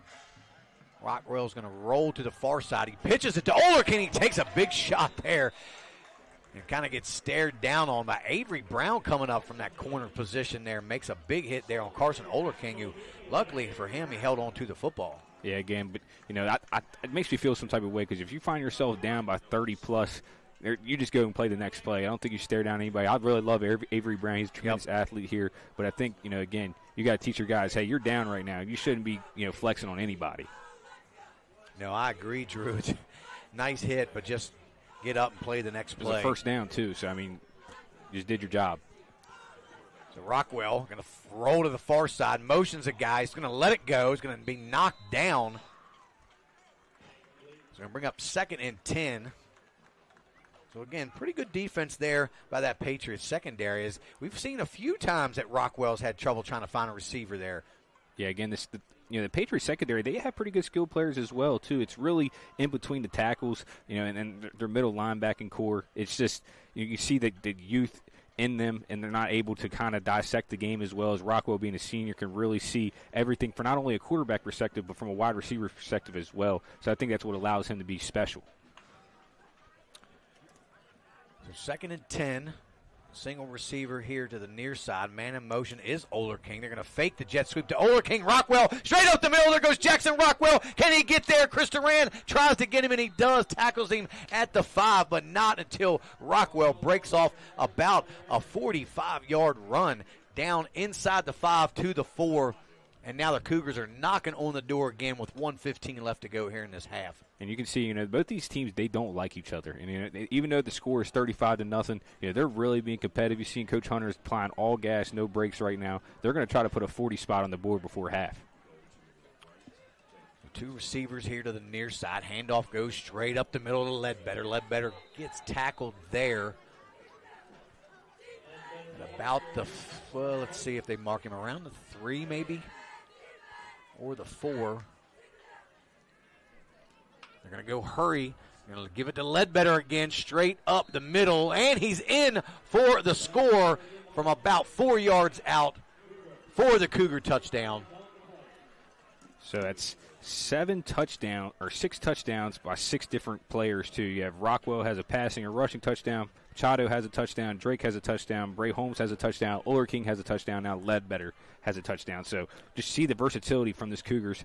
Makes it 41-0, 42, depending on the extra point if they want to go for just one, JD. And they're spreading that wealth around. And one name you didn't mention is Tony Allen, who's been in and out of the lineup, but not really a game you need Allen, but definitely good to know they've got other guys that can score for the Cougars as Rocco Marty puts another one up on the board to extend this lead 42-0 over the Patriots with 38 seconds left to go. We're going to stay right here. We're going to go to you, Drew, real quick for this out-of-town scoreboard. What do you got for us? Yeah, Parkersburg South versus Cabell Midland. That is currently 14-0, a big impact game for Parkersburg South, who could end up jumping Washington if they end up losing this game. Spring Mills is up 28-0 against Hedgesville. Then you have Musselman, who's currently down 21-0 against Morgantown. And again, Hurricane Martinsburg, they play tomorrow.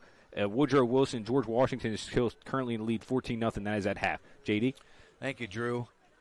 And again, Jefferson just doing everything they can, you know, against this Patriots team tonight. And we kind of expected, we were hoping Patriots would maybe keep it somewhat closer in for at least a half, but it definitely has kind of flipped from that originally, and we kind of knew that it could have get away from them pretty early. But, you know, a lot of it was the mistakes early that they had. High snaps, a blocked punt, kind of set up a short touchdown run there by Bray Holmes early, very early in the first quarter.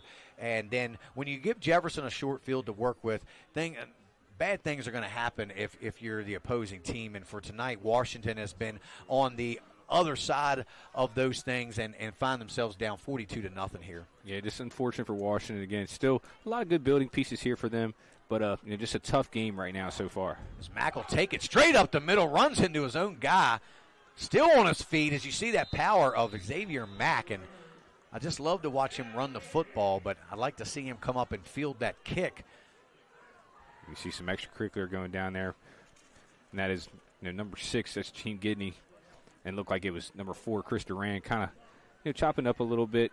Nothing extra really happened, but it was definitely a lot of jaw chopping. And again, you're down 42-0. I just feel like just go out there and try to play your hardest. You can't really talk anything right now. Yeah, I think Coach Hunter will probably start getting some of those younger guys in the game in this second half. I think they wanted to see what starters on both sides of the ball could do. They threw in a few different wrinkles as Powell will be back to throw. Tries to set up a screen. Intercepted there by Hyam. Alvera, he's going to take it back to the house for the Cougars touchdown. And wait and see, we got a penalty here. This is going to be against the Cougars, and that might come back, but the interception may stand. A lot there going on as a couple flags are on the field. It looked like it was a block in the back on the interception itself. So which he really didn't need because it looks like he had an open lane. Hyam Alvera was off to the races with nobody in front of him. And, yeah, they're going to get a holding call, and just unfortunate for Alvera. His pick 6 is coming back. He will still get credit for the interception, but it's been his first career touchdown, too. I know he's got to be sick. I've been sick, too. I had something similar happen to me when I was in high school. I had my very first one get called back, and I never scored one again, JD. Yeah, Jefferson will, however, get possession of the football. But I tell you, man, they are throwing these flags. And, I mean, did that hold, even if there was a hold? The thing that I always like to question is if there was a hold, did it really affect the play? Because it looked like that was one of those ones that Hyam just stepped right in front, and no one was there down the sideline. I'll have to go back and watch it again. There may have been an opportunity for one of the Washington players to get there. Just not sure. So Ricardo Lewis back in the game for the Cougars. That's a good sign. Let's see if they decide to looks like it's try to take a shot here maybe. Another delay game coming, JD? Going to be close. Nope. He does just get the snap off. Rockwell back to throw. He loses the football. Fell on by one of his linemen. That's going to be Hockman. Jeez. A little careless there by Rockwell, but luckily Noah Hockman fell on it. It's going to lose about 2 or 3 on the play.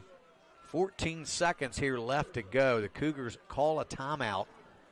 And they're going to try to, they 42, they could easily just run this clock out and nobody's hurt. But, they're trying to put another score on the board. You can see that. Probably the last series for, I'd say, the starting offense. Right, and I think they don't want to go out that way with a fumble. Yeah.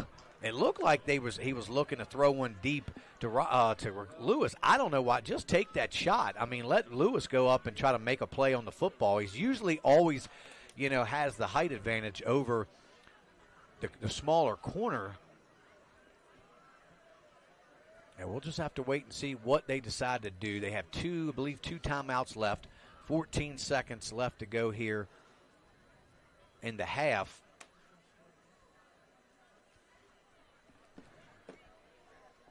It's been the longest last minute of a first half. Well, it's been a pretty long first half as we're almost an hour into it. Probably be a running clock or at least a condensed game, though, in the second half, I'd assume. For sure, yeah.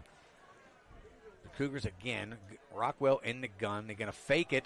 Rockwell's going to take it himself. He finds a little room, turns it up inside the 10. Let's see if they call a timeout. They do call another timeout with 6 seconds left to go.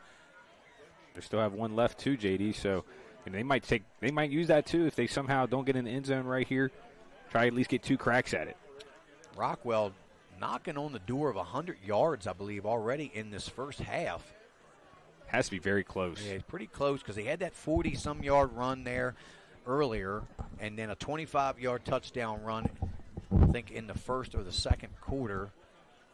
And then he just broke off another nice long run there. So he's real close to 100 yards receiving. We will have update on some stats for each team at halftime, and so probably time for, I believe the Cougars do have one timeout left, so possibly definitely 2 plays.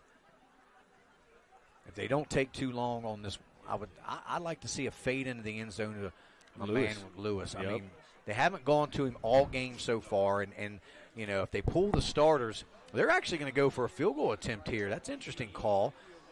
Watch the fake. Rocco Marty on to attempt a 25-yard field goal. High snap. The kick is down, up and good. It hits the upright for Rocco Marty. It looked like it was going through. 1 second still left on the clock. Man, Rocco Marty can't put that one through. That's probably the only thing that's gone wrong for the Cougars so far in this first half, Drew. Man, I thought that was good. It came off his leg a little wrong and looked a little hobbly, but I was like, that's definitely going in. Unfortunately, hit the crossbar, and Washington catches a break. Don't know how much it matters being down by 40+. Yeah, a little bit of a high snap. Not sure if that affected Antonio at all or not, but I would think Washington would just kneel on it here and go into half, try to regroup and make whatever adjustments they can make. But like you mentioned, Drew, probably going to be a running clock to start this second half. And that's going to do it for your first half here at Terry Marcus Stadium, where the Cougars have a 42-0 lead over the Washington Patriots. And we're going to take a break and hear the band, Washington's band, will probably come out to play. We'll have some recap of this first half and some stats for you guys. And we're going to take a break and hear a word from our sponsors. You're watching Home Team Sports TV.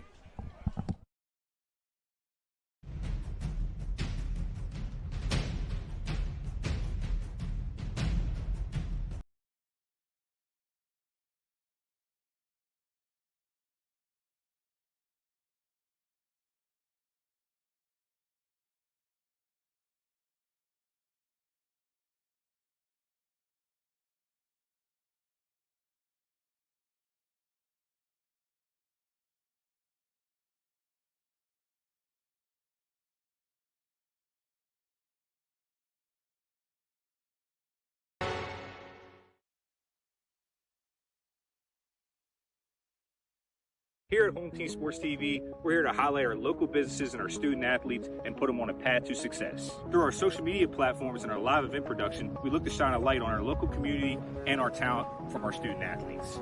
Home Team Sports TV is more than a brand, it's a movement. We're combining creativity, innovations, and smart solutions for companies of all sizes. With unmatched dedication and community focus, we're proving that the right exposure can lead to a successful future. And remember, we are Home Team.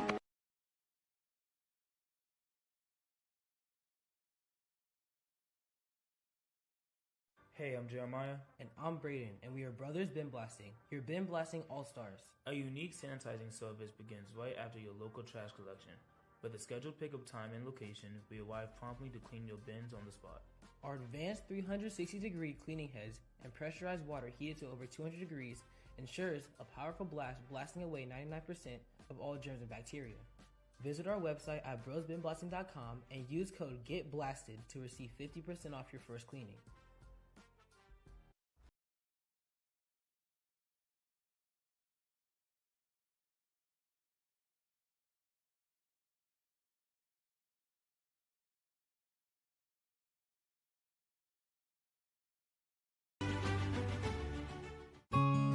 The Eastern Panhandle is home to teachers and healthcare workers, farmers and fishermen, servicemen and women, golfers, bicyclists, and people who love the outdoors.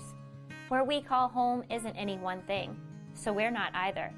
At Rosedale Funeral Home and Cemetery, we are honored to help you plan a celebration of life that reflects one's individuality. Our trusted local team is here to see that your wishes are honored and that your special story is told. Hey guys, I'm Kyle with True Performance Fitness. I'm one of the owners here. True Performance Fitness as a whole, we brought this gym to the area and we wanted to bring every walk of fitness in one building. So that's exactly what we did. We have strongman, powerlifting, bodybuilding, CrossFit. We have posing rooms, a full turf, a full track outside. We even have a basketball court. We wanted everything to be under one roof. So that's just kind of the thing that we did. We also went out and we made sure that we got top of the line equipment. We also make sure that all the pads and everything are getting replaced and all the machines are being taken care of properly. That's just something we strive to do for this community. We also like to give back to the community with donations, fundraisers, and other stuff for like kids and the families around. So that's just kind of who we are as a gym, and we're looking forward to seeing you guys. This is Jimmy, General Manager at Ameritech Tire and Auto, here to serve you with all your auto repair and service needs. We are a family-owned business serving our community since 2003. We work on all makes and models from vintage cars and trucks to collectors to today's latest, newest vehicles.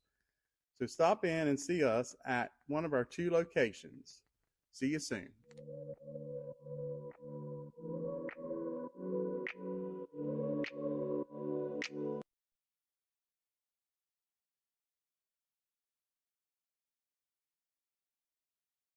Here at Home Team Sports TV, we're here to highlight our local businesses and our student athletes and put them on a path to success. Through our social media platforms and our live event production, we look to shine a light on our local community and our talent from our student athletes.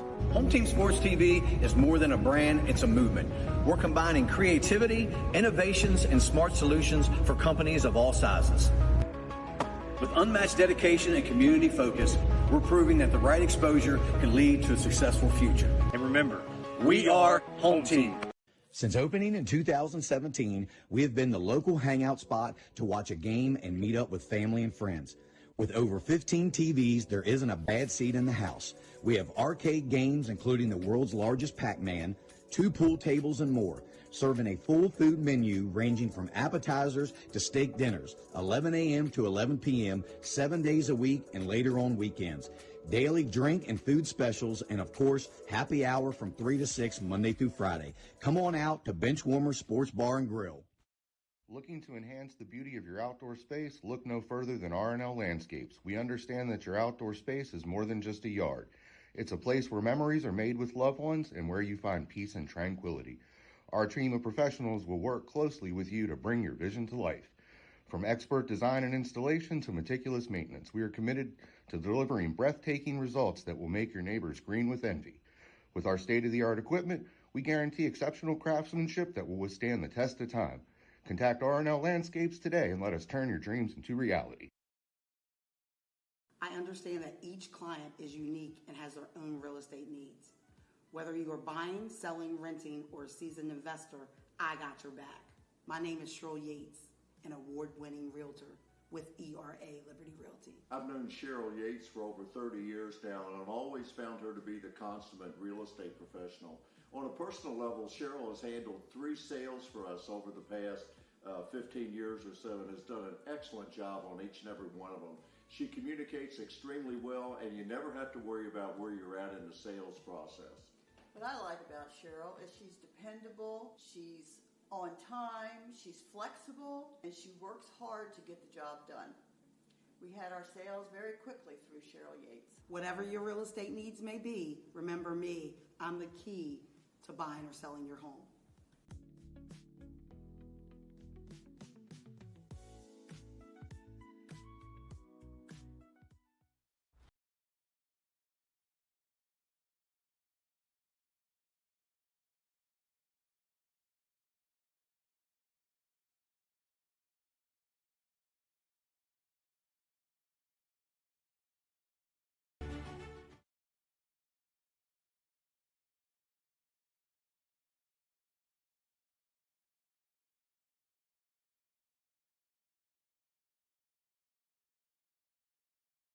Buying or selling real estate? Katra Law is the local choice for real estate closings. In fact, we were honored to be chosen as the best of the best real estate closing attorneys for 2022 by the Martinsburg Journal. With offices conveniently located on Foxcroft Avenue in Martinsburg and South George Street in Charlestown, Katra Law proudly serves the Eastern Panhandle. Whether on the court, field, or in the classroom, we wish all of our student athletes a safe and successful. In the market for a new vehicle? Then look no further than CMA's Toyota of Martinsburg and CMA's Chevrolet of Martinsburg, all in one convenient location. We have over 350 new and used vehicles available, so you'll be sure to find exactly what you're looking for. And with CMA's Love It or Leave It promise and our lifetime powertrain warranty, you can buy with confidence. Visit us online at CMA's Toyota of Martinsburg.com and CMA's Chevrolet of Martinsburg.com, where owners just care more.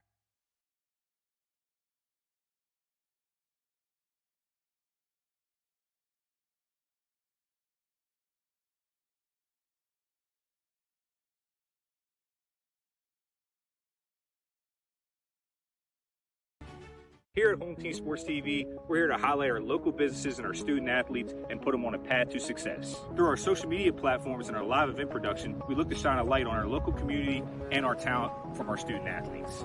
Home Team Sports TV is more than a brand, it's a movement.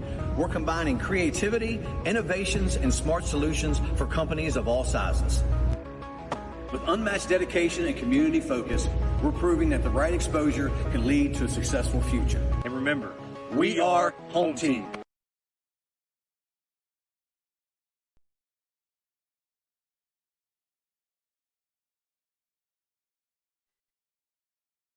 Here at the barn, we have been making dreams come true since 1972, where we help women feel their most beautiful for any occasion, from pageant, homecoming, and prom gowns to walking down the aisle in the perfect wedding gown alongside their bridesmaid and their family.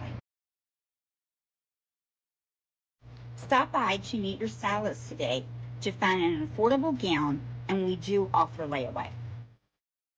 Welcome to Cookies and Milk Child Care Center. We have 2 locations conveniently located in Kernersville and Martinsburg. Our mission is to be the leading provider of higher quality care and education services for children ages 6 months to 12 years of age. We provide the highest quality child care available at an affordable cost. For more information, contact us at 304-901-2961.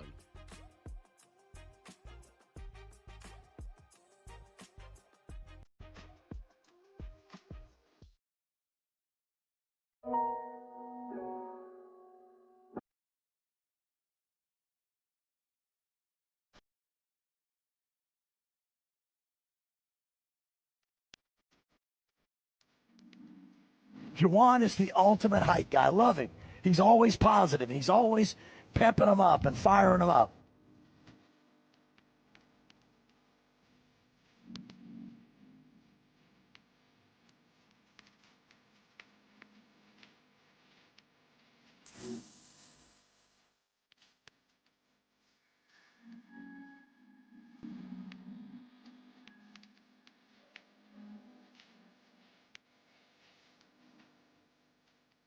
Come on, Parker, work, Parker, work, Parker, work, work, work, work, work, work, work, work, work. Patriots Cameron Dallas and Maya Pemberton. Tonight, the Marching Patriots imagine that Romeo and Juliet didn't really die, and they return as zombies. We hope you enjoy the Marching Patriots performance as they tell the story of Romeo and Juliet, Undead.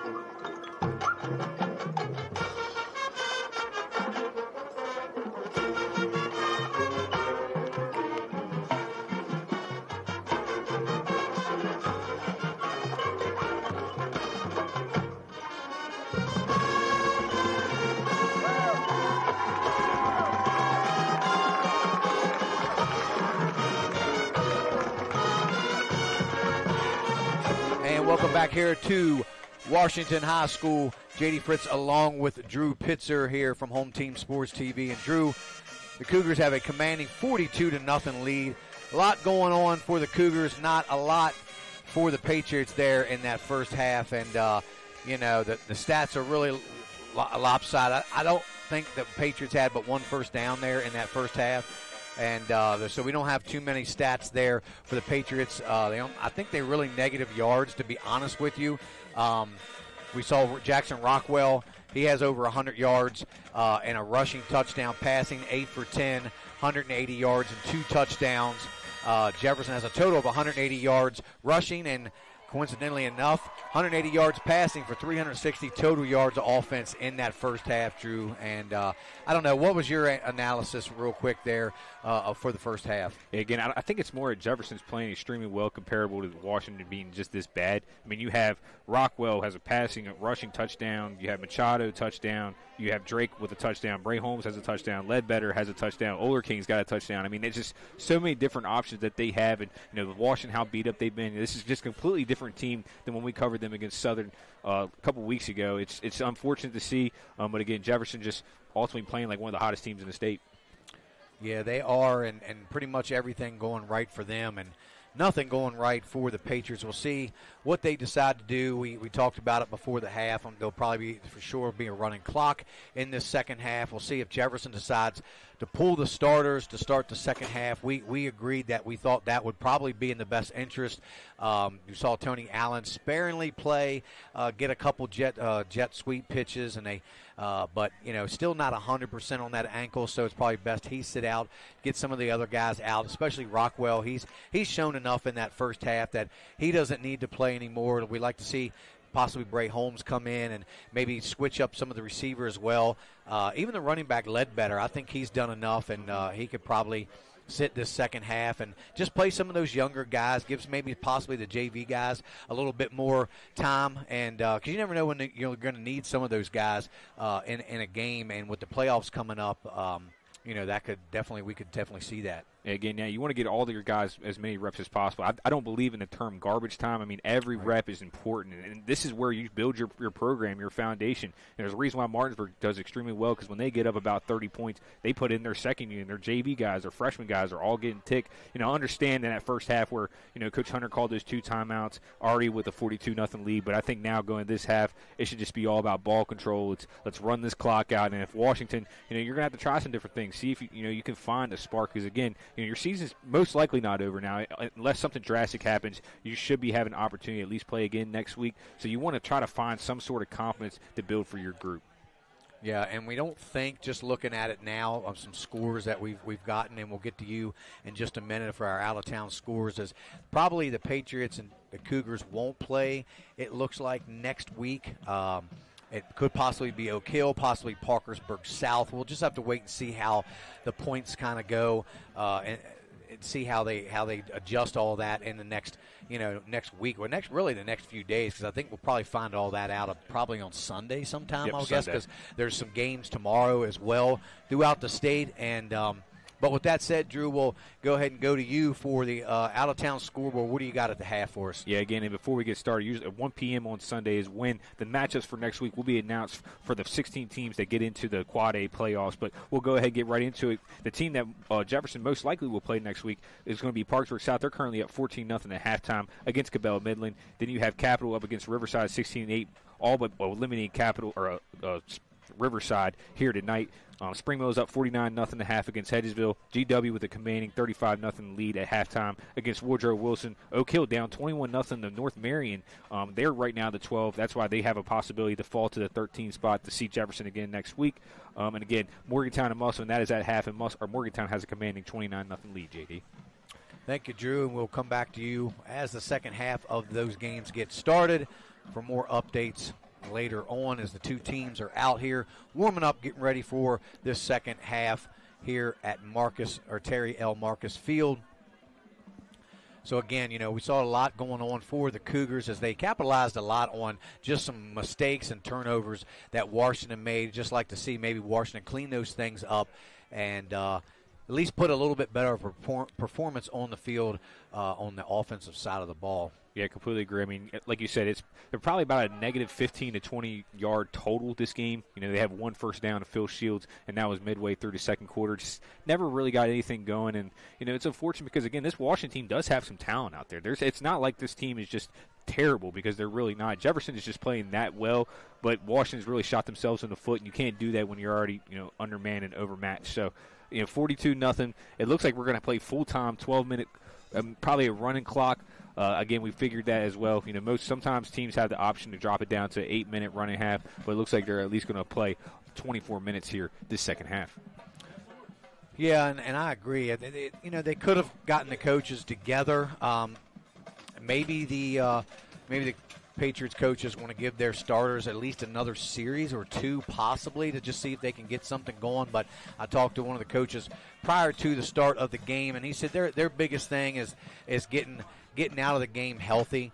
They do have one of those playoff spots, you know, locked up. We just don't know where they're going to fall yet. So they don't want any more players injured than they already have. So getting out of the game healthy is probably the biggest thing, really, for both of these two teams. Right. No, completely agree. Again, you know, and it's kind of been sluggish coming out at halftime. You know, both these teams probably just want to make sure everybody's safe and sound and no injuries. But, again, looks like we're going to have a full half. I know it'll at least be running clock, but the score above 30 in the second half is always going to be running, as we see already some of the crowd starting to head home. The rain's starting to come down. You know, if everybody's out getting on the road or anything tonight, please make sure you're safe. Multiple wrecks on 81 and stuff earlier today. So it's just, you know, it's a rough time right now, you know? Absolutely. As the Cougars will get the ball here to start the second half. Machado will take it there from his own 15, cuts here to the near side, finds a little running room down the sideline, rustled there out of bounds right around the 40. Good return by Lesdil Machado to start this second half here, Drew. I think he's such an interesting player as, you know, the playoffs are about to begin. You know, I think he's somebody at least needs to get 5 or 6 touches a game just because of his explosiveness and what he can do. And also he has terrific hands. I mean, he's made some catches this year. That touchdown he had in the first half, the second score of the game, you know, was a phenomenal grab, really full extension. I just think he's an interesting piece. If they can learn to get him a little bit more involved, could really actually open up this offense even further.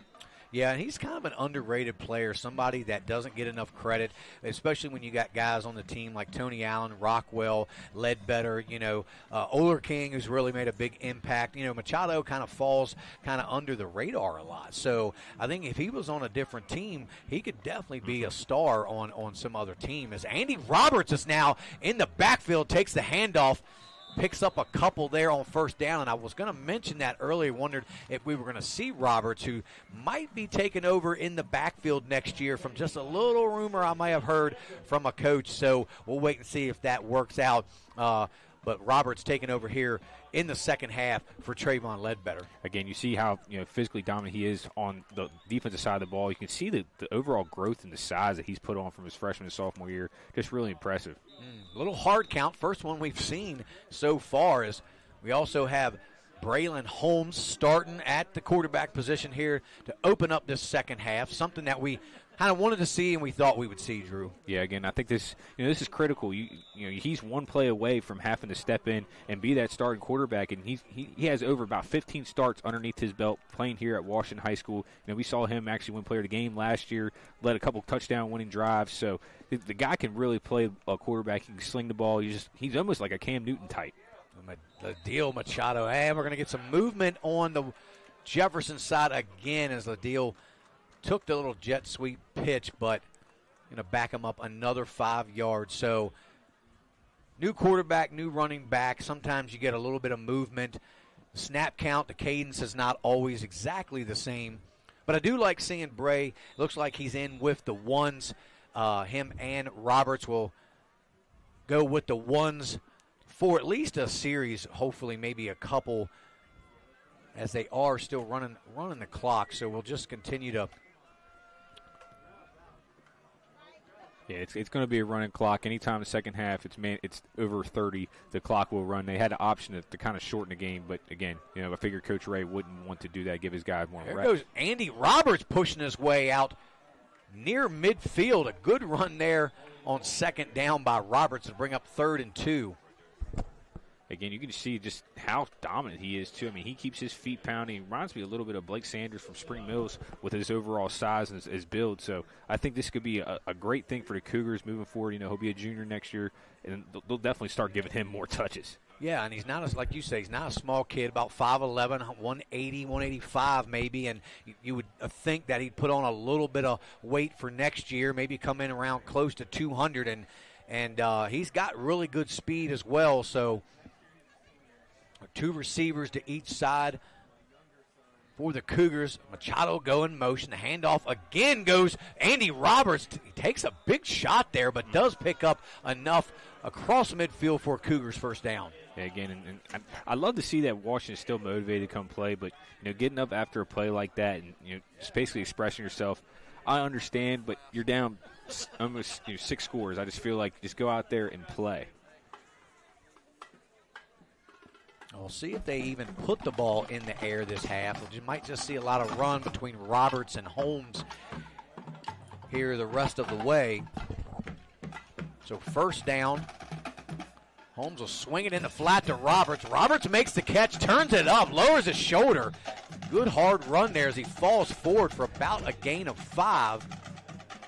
And they're going to mark him at about 4 to bring up second down. Again, and I love that Holmes is getting reps with the first team, but this is also scary territory. I mean, again, you're just one play away from losing a big time guy. Maybe 2 or 3 possessions, but after that, I would definitely start getting some of your JV guys in, because right now it's improbable, not impossible, but quite improbable for Washington to even come back and make this a game. You just want to keep all your guys healthy going into the real season starting next week.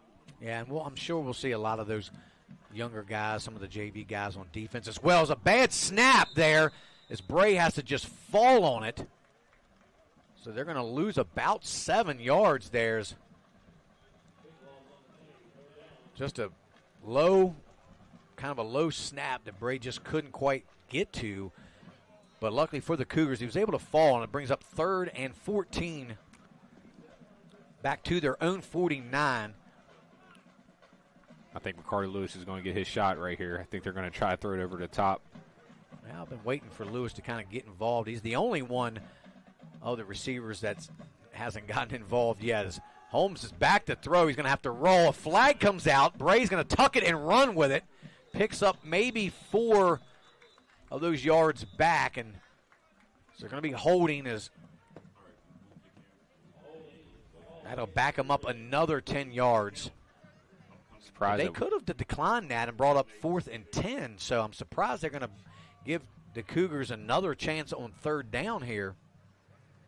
You see Malik Bratton kind of limping off the field. He's been holding that ankle a lot, especially since that second quarter. Hopefully he can stay healthy. He's made a lot of big plays for this Patriots team. Still just a sophomore, still has a lot of time.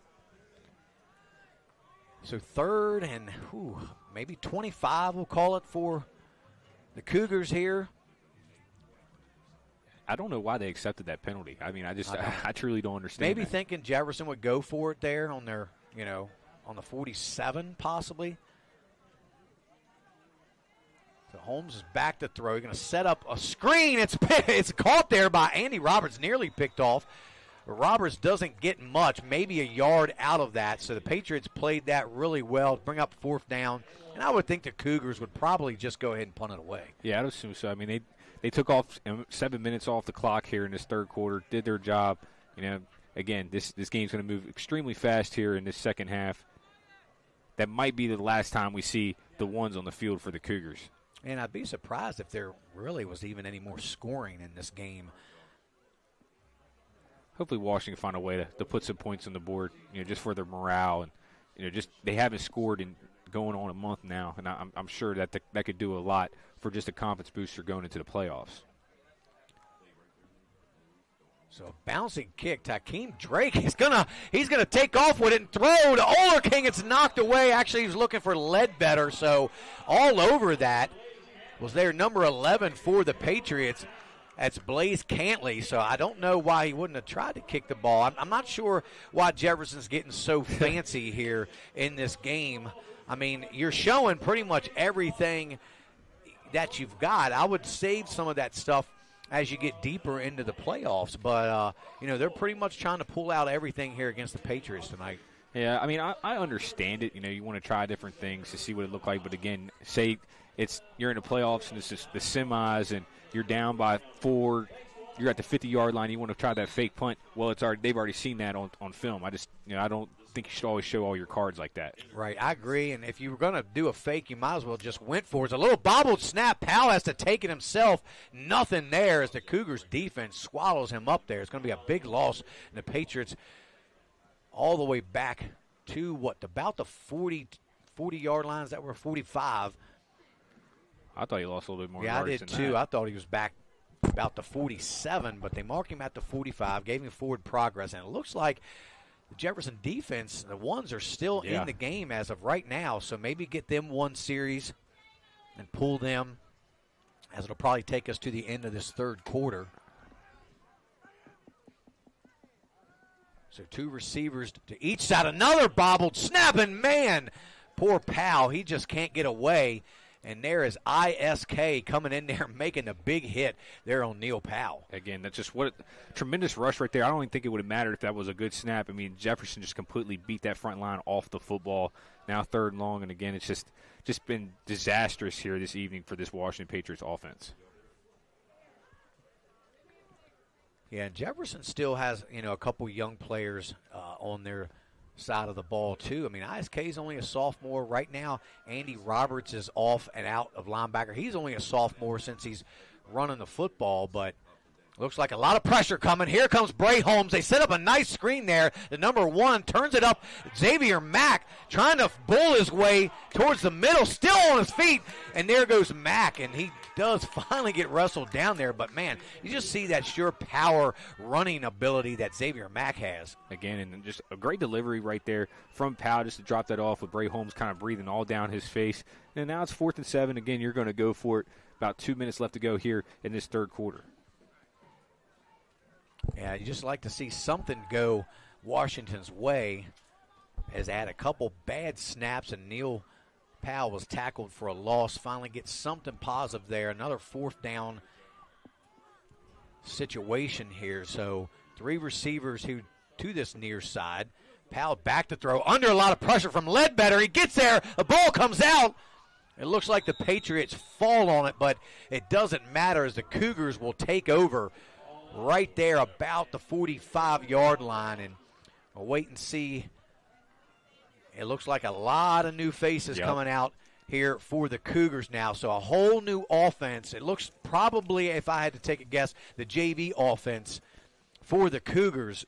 Yeah, we got Harrison Garrett coming into the game now. It looks like at quarterback as well. His first action of the season. Try to see a bunch of guys get a different reps. I mean, I think I would rather see Bray Holmes out here, though, just because, again, that is your backup. That's who you want to see get some time right now, just because, again, Rockwell is one play away from having to go with him. But all due respect, you got to give your JV guys a shot too. We'll see how they go after this. This lasts about 13 minutes or so. So in the backfield with Holmes there is number, I believe, 24, Kalen Yates. Kalen Yates is a shifty running back. He bounces to the outside, picks up about 3 on 1st down. And that's somebody they're going to want to really start working into their offensive role, as they're losing Tony next year and Rockwell and Ricardo Lewis and Ledbetter. So they're going to need some other guys, some of these young guys, to step up on the offensive side of the ball next year. Kalen Yates might be one of those guys for the Cougars. Again, there's no such thing as garbage time. I mean, this is huge reps. I mean, this is Kalen Yates' first game as a varsity player, but you already see the skill set. I think him and Roberts next year could be a terrific running back duo by committee. Yates will take the handoff, busts it up middle. He's trying to break off a tackle. He's not a big guy, and that should call a flag. Yeah, there comes a flag as the whistle was blown, and they threw Yates down. A little pushing and shoving after the play. Another flag comes out, and I think that's going to be 2 against the Patriots, and that could give the Cougars 30 yards here. We'll wait and see if they throw one on each team. No, it's going to be both on Jonathan Mitchell, I believe, the freshman. Made some big plays out here tonight. Extremely enthusiastic, but that's probably going to end his night and possibly his season. Not what you want to see if you're the Patriots, as they've already are down by 6 touchdowns. And, he's a young guy, too, trying to get out here and get some reps. But that's not the way to get in your coach's good side. Not at all. At all. And that's going to do it here for the third quarter of play here at Terry Lee Marcus Stadium. We're going to take a commercial break and hear a word from our sponsors. You're watching Home Team Sports TV.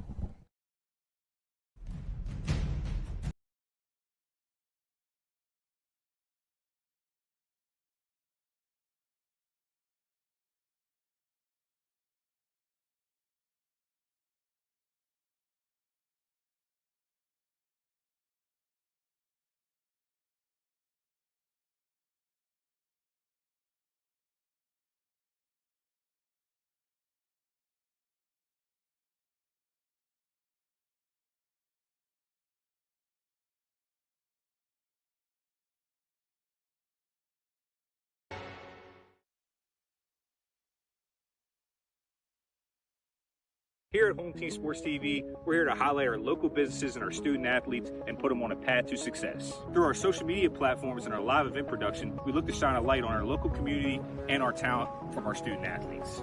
Home Team Sports TV is more than a brand, it's a movement. We're combining creativity. We're back here.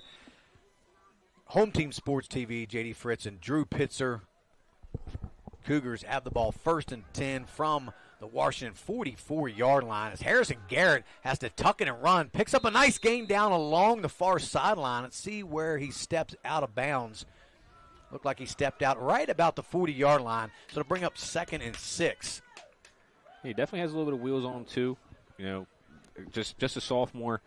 Assuming Braylon Holmes will be the starter next year, you know, his senior year could be huge. Already starting to build reps for him getting ready for that opportunity. Yeah, you're right, Drew. I mean, tall-looking kid and looks fairly athletic out there running around. And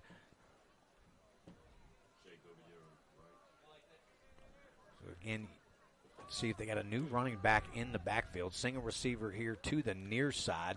Handoff goes straight up the middle. Nothing there. And that's number 10 for the Cougars. That's Austin Bugby. You'll see a lot of rotation of players here in this last quarter. So we may only see, a couple players 1 or 2 times as they're rotating guys in and out. And me and Drew are deep into our roster sheet here of players because a lot of new faces, new numbers out on the field. As single receiver here to the near side for the Cougars. That's number 18, Michael Wright. And someone left a little early. It may have been Wright as they call offsides, but might have been a false start as the Cougars have a 3rd and 7.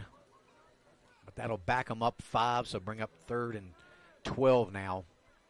Yeah, we're getting deep into our bag. You know, like the fries at the bottom when it comes to this rosters, man. It's again, we apologize any mispronunciations or miscalls, and we're not used to seeing these guys. But again, this is the next generation. We gotta get used to it, JD. We've seen a lot of these guys coming up next year and the years to come. Yep, Yates in the backfield again. Garrett in the gun. Number 13 in motion. That's Jordan Plays here.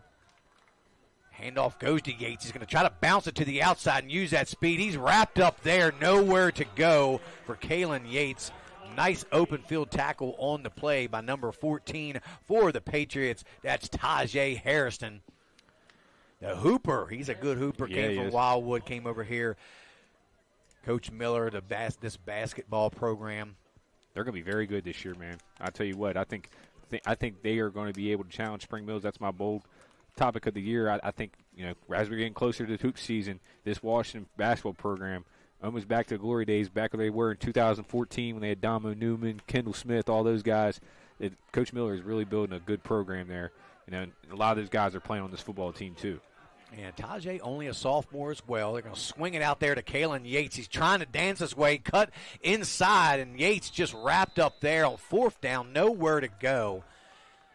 I'm just not sure why they wouldn't want to at least try to throw the ball down the field. We didn't even see Rockwell really take a shot like we usually do, other than the one to Machado earlier, but just been kind of keeping everything intermediate underneath.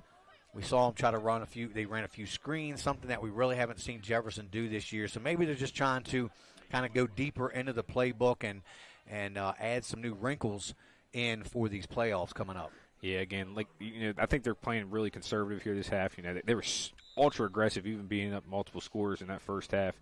I like to see it too. It's good sportsmanship, and again, you just don't want to lose any of your guys going to the playoffs like you had last year. So it's good to see. It's probably this will either be the last possession or one more than likely. So 1st and 10. The ball's dropped there. It's rolling on the turf. Let's see who gets it. I think Washington did end up falling on it, but not until the ball rolled around a little bit. Mack was able to get back on it to recover for the Patriots, but no, they're going to say Jefferson recovered it. Wow, okay. I thought Mack looked like he got up with the ball, but we are up here in the booth and don't have exactly the bird's eye view, but so Jefferson will take back over on offense from the Patriots' 44-yard line. Just under 8 minutes to go here on a running clock.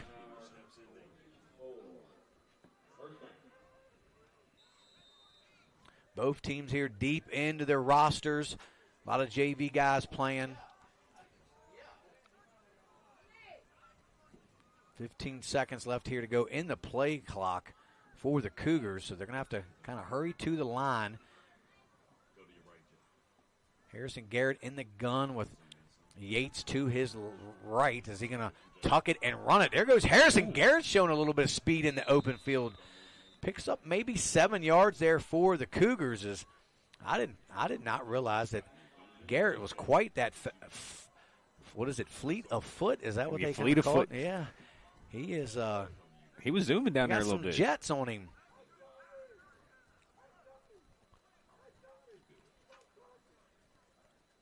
Going to bring up 2nd and 4 now here for the Cougars. Just under 7 minutes to go here in this one. It's been all Jefferson Cougars. Garrett with 2 receivers to the near side. Yates to his right. They're going to flip it there to Kalen Yates. He's going to try to get to the outside. Picks up some blockers. There goes Yates down the sideline. Pushed out of bounds. And it looks like he has enough for a Cougars first down.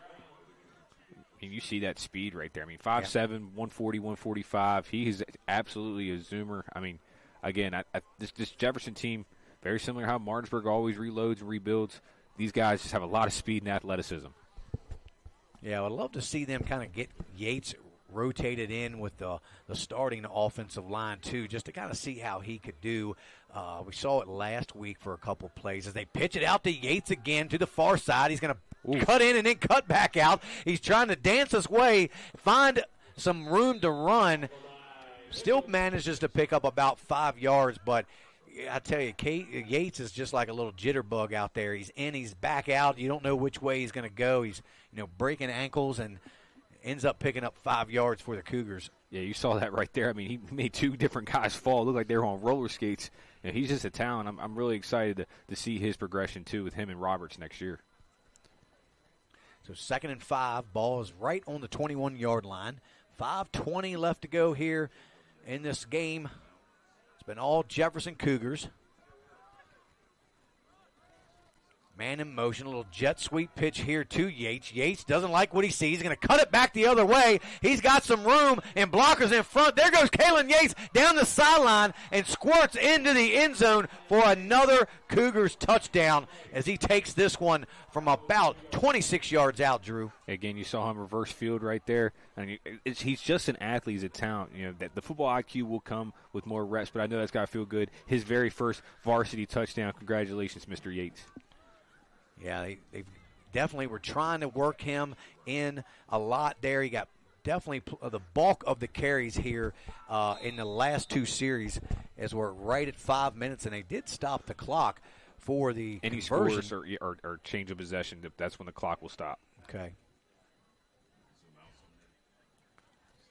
So on to attempt the extra point again is number 33, Antonio Rocca-Marti, who's been perfect all night except for that one field goal attempt he had. It went off the upright. A little high snap. He does get it down and off the left upright. And it is no good, so the score remains the Cougars 48, the Patriots nothing. And we're going to take a real quick commercial break and hear a word from our sponsors. You're watching Home Team Sports TV. Hey, I'm Jeremiah. And I'm Braden, and we are Brothers Bin Blasting, your bin blasting all-stars. A unique sanitizing service begins right after your local trash collection. With a scheduled pickup time and location, we arrive promptly to clean your bins on the spot. Our advanced 360-degree cleaning heads and pressurized water heated to over 200 degrees ensures a powerful blast blasting away 99% of all germs and bacteria. Visit our website at brosbinblasting.com and use code GETBLASTED to receive 50% off your first cleaning.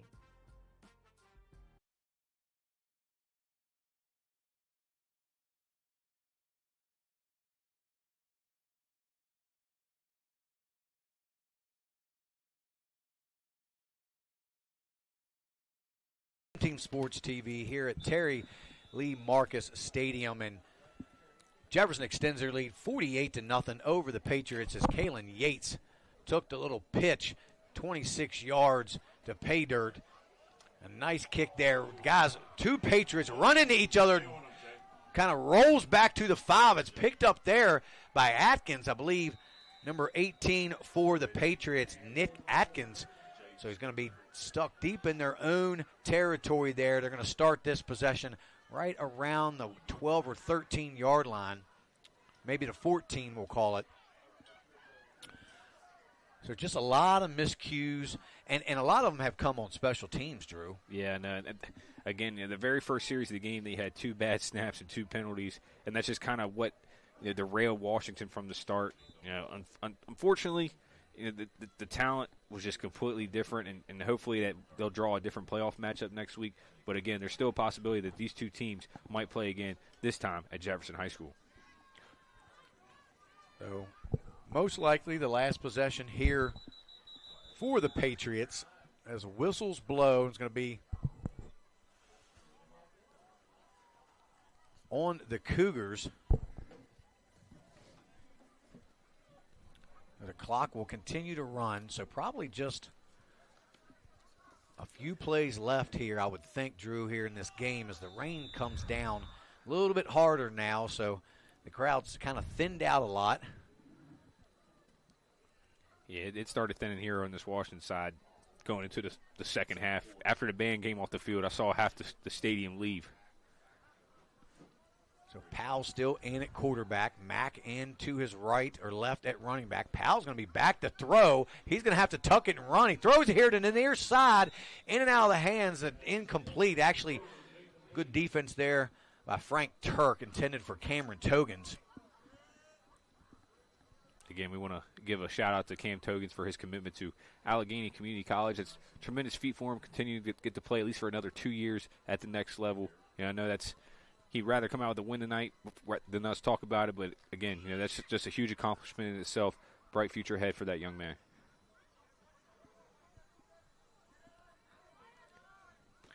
Bring up 2nd and 5 now for the Patriots. Man in motion is Togans. Powell back to throw, swings it out a little too far out in front for Togans as that ball falls incomplete to bring up 3rd down. And as we approach 2 minutes here to go, Drew, we're going to have to come up with a Home Team Sports Player of the Game. We still have been discussing that. We do have a few candidates, but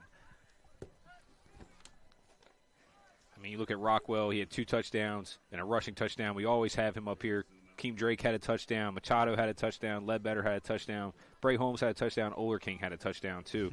And then, again, you just had Yates, who just scored a touchdown, too. So many different players scored. Again, it's kind of a constant theme, but I would say Jackson Rockwell would have to be the Home Team Sports Player of the Game again. Yeah, as Powell's under a lot of pressure, and he's going to be wrapped up and taken down there. Nowhere for Neil Powell to go. It's going to be a loss of a couple to bring up 4th and 8 now for the Patriots, and probably just looking at another play or two. As we've got Yates back to receive the kick. Machado there too, but he comes up now. So it's just Kalen Yates back to receive this punt, as we saw a big punt last time to send Machado way back. So we'll wait and see. We're going to get a timeout, but that doesn't matter. I think they're calling the game. Or no, they're gonna keep going. Well, they did stop the clock with 52 seconds, so I'm kind of surprised. That's just ridiculous, JD. That they would have stopped the clock. I guess on timeouts you do have to stop the clock, even on a running clock. Like, what can you be talking about, though, right now? But I guess, we got to come up with the player of the game, JD. Again. Yeah, and Jackson Rockwell's been up here plenty of times, and he's going to be up here one more time here to end this regular season as Jackson Rockwell will be our home team sports player of the game. And we'll try to get a word from Jackson the best we can. It's raining. We'll see if they want to wrap things up, because I know the Cougars don't have a locker room to go to, so I don't think they do, unless they do want to try to go Coach Hunter inside. just got the bat. He just got poured the Gatorade. He's already halfway wet, so why not finish him off, right? Right. As they do get the punt off. Nice punt there. It's going to go out of bounds at the 49-yard line, so the Cougars are going to get one more crack at it, and probably just one more play, Drew, and that's going to end this one. And they're trying to signal. Yeah, I don't even know if they're going to snap a play per se. I think that's going to end up doing it, JD.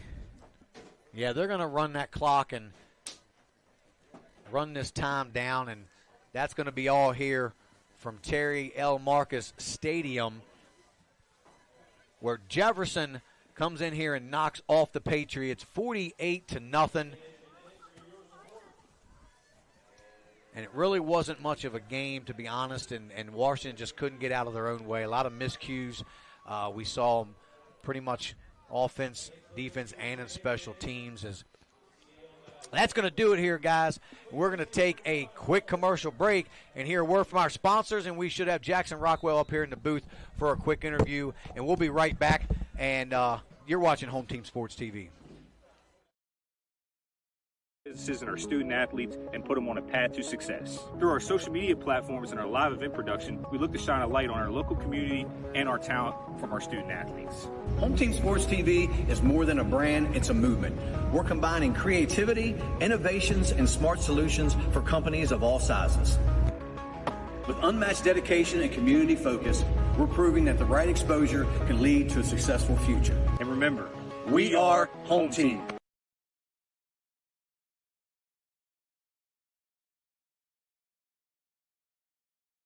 Hey, I'm Jeremiah. And I'm Braden, and we are Brothers Bin Blasting, your bin blasting all-stars. A unique sanitizing service begins right after your local trash collection.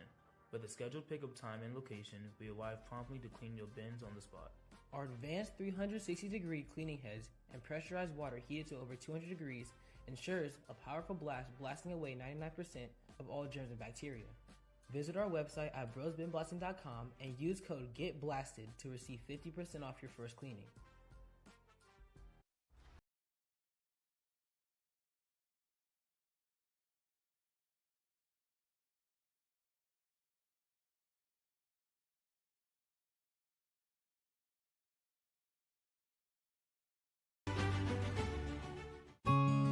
The Eastern Panhandle is home to teachers and healthcare workers, farmers and fishermen, servicemen and women, golfers, bicyclists, and people who love the outdoors.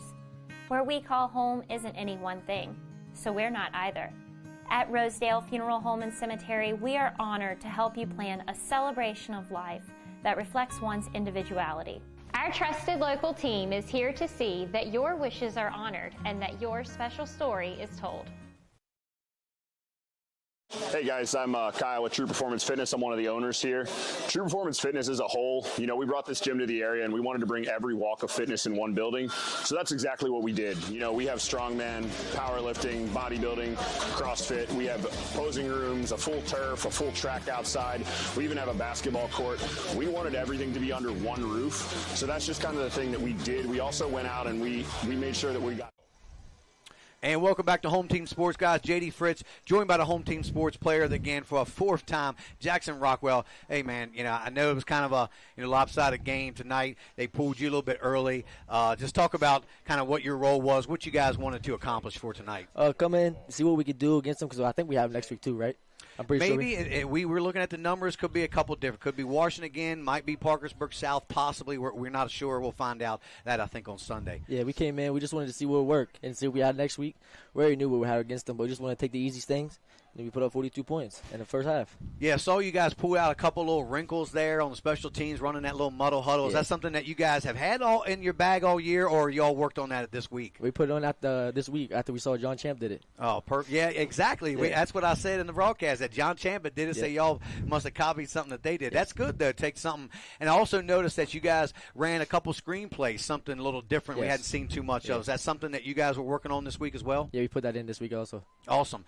So kind of what do you guys do this week? What do you take away from a game like that, even though it's kind of a one-sided game? What I mean, I know everybody wanted to kind of basically get out healthy. Saw some of the young guys get in there and play. Just be better. We coming to practice next week. Be better. This game just kind of taught us not to run our mouth. I mean, we knew what they would try to get us, because if we had them next week, they'll try to get us kicked out this game. But we just came. Right. We got to go to practice next week and ready to work, and no matter who we got.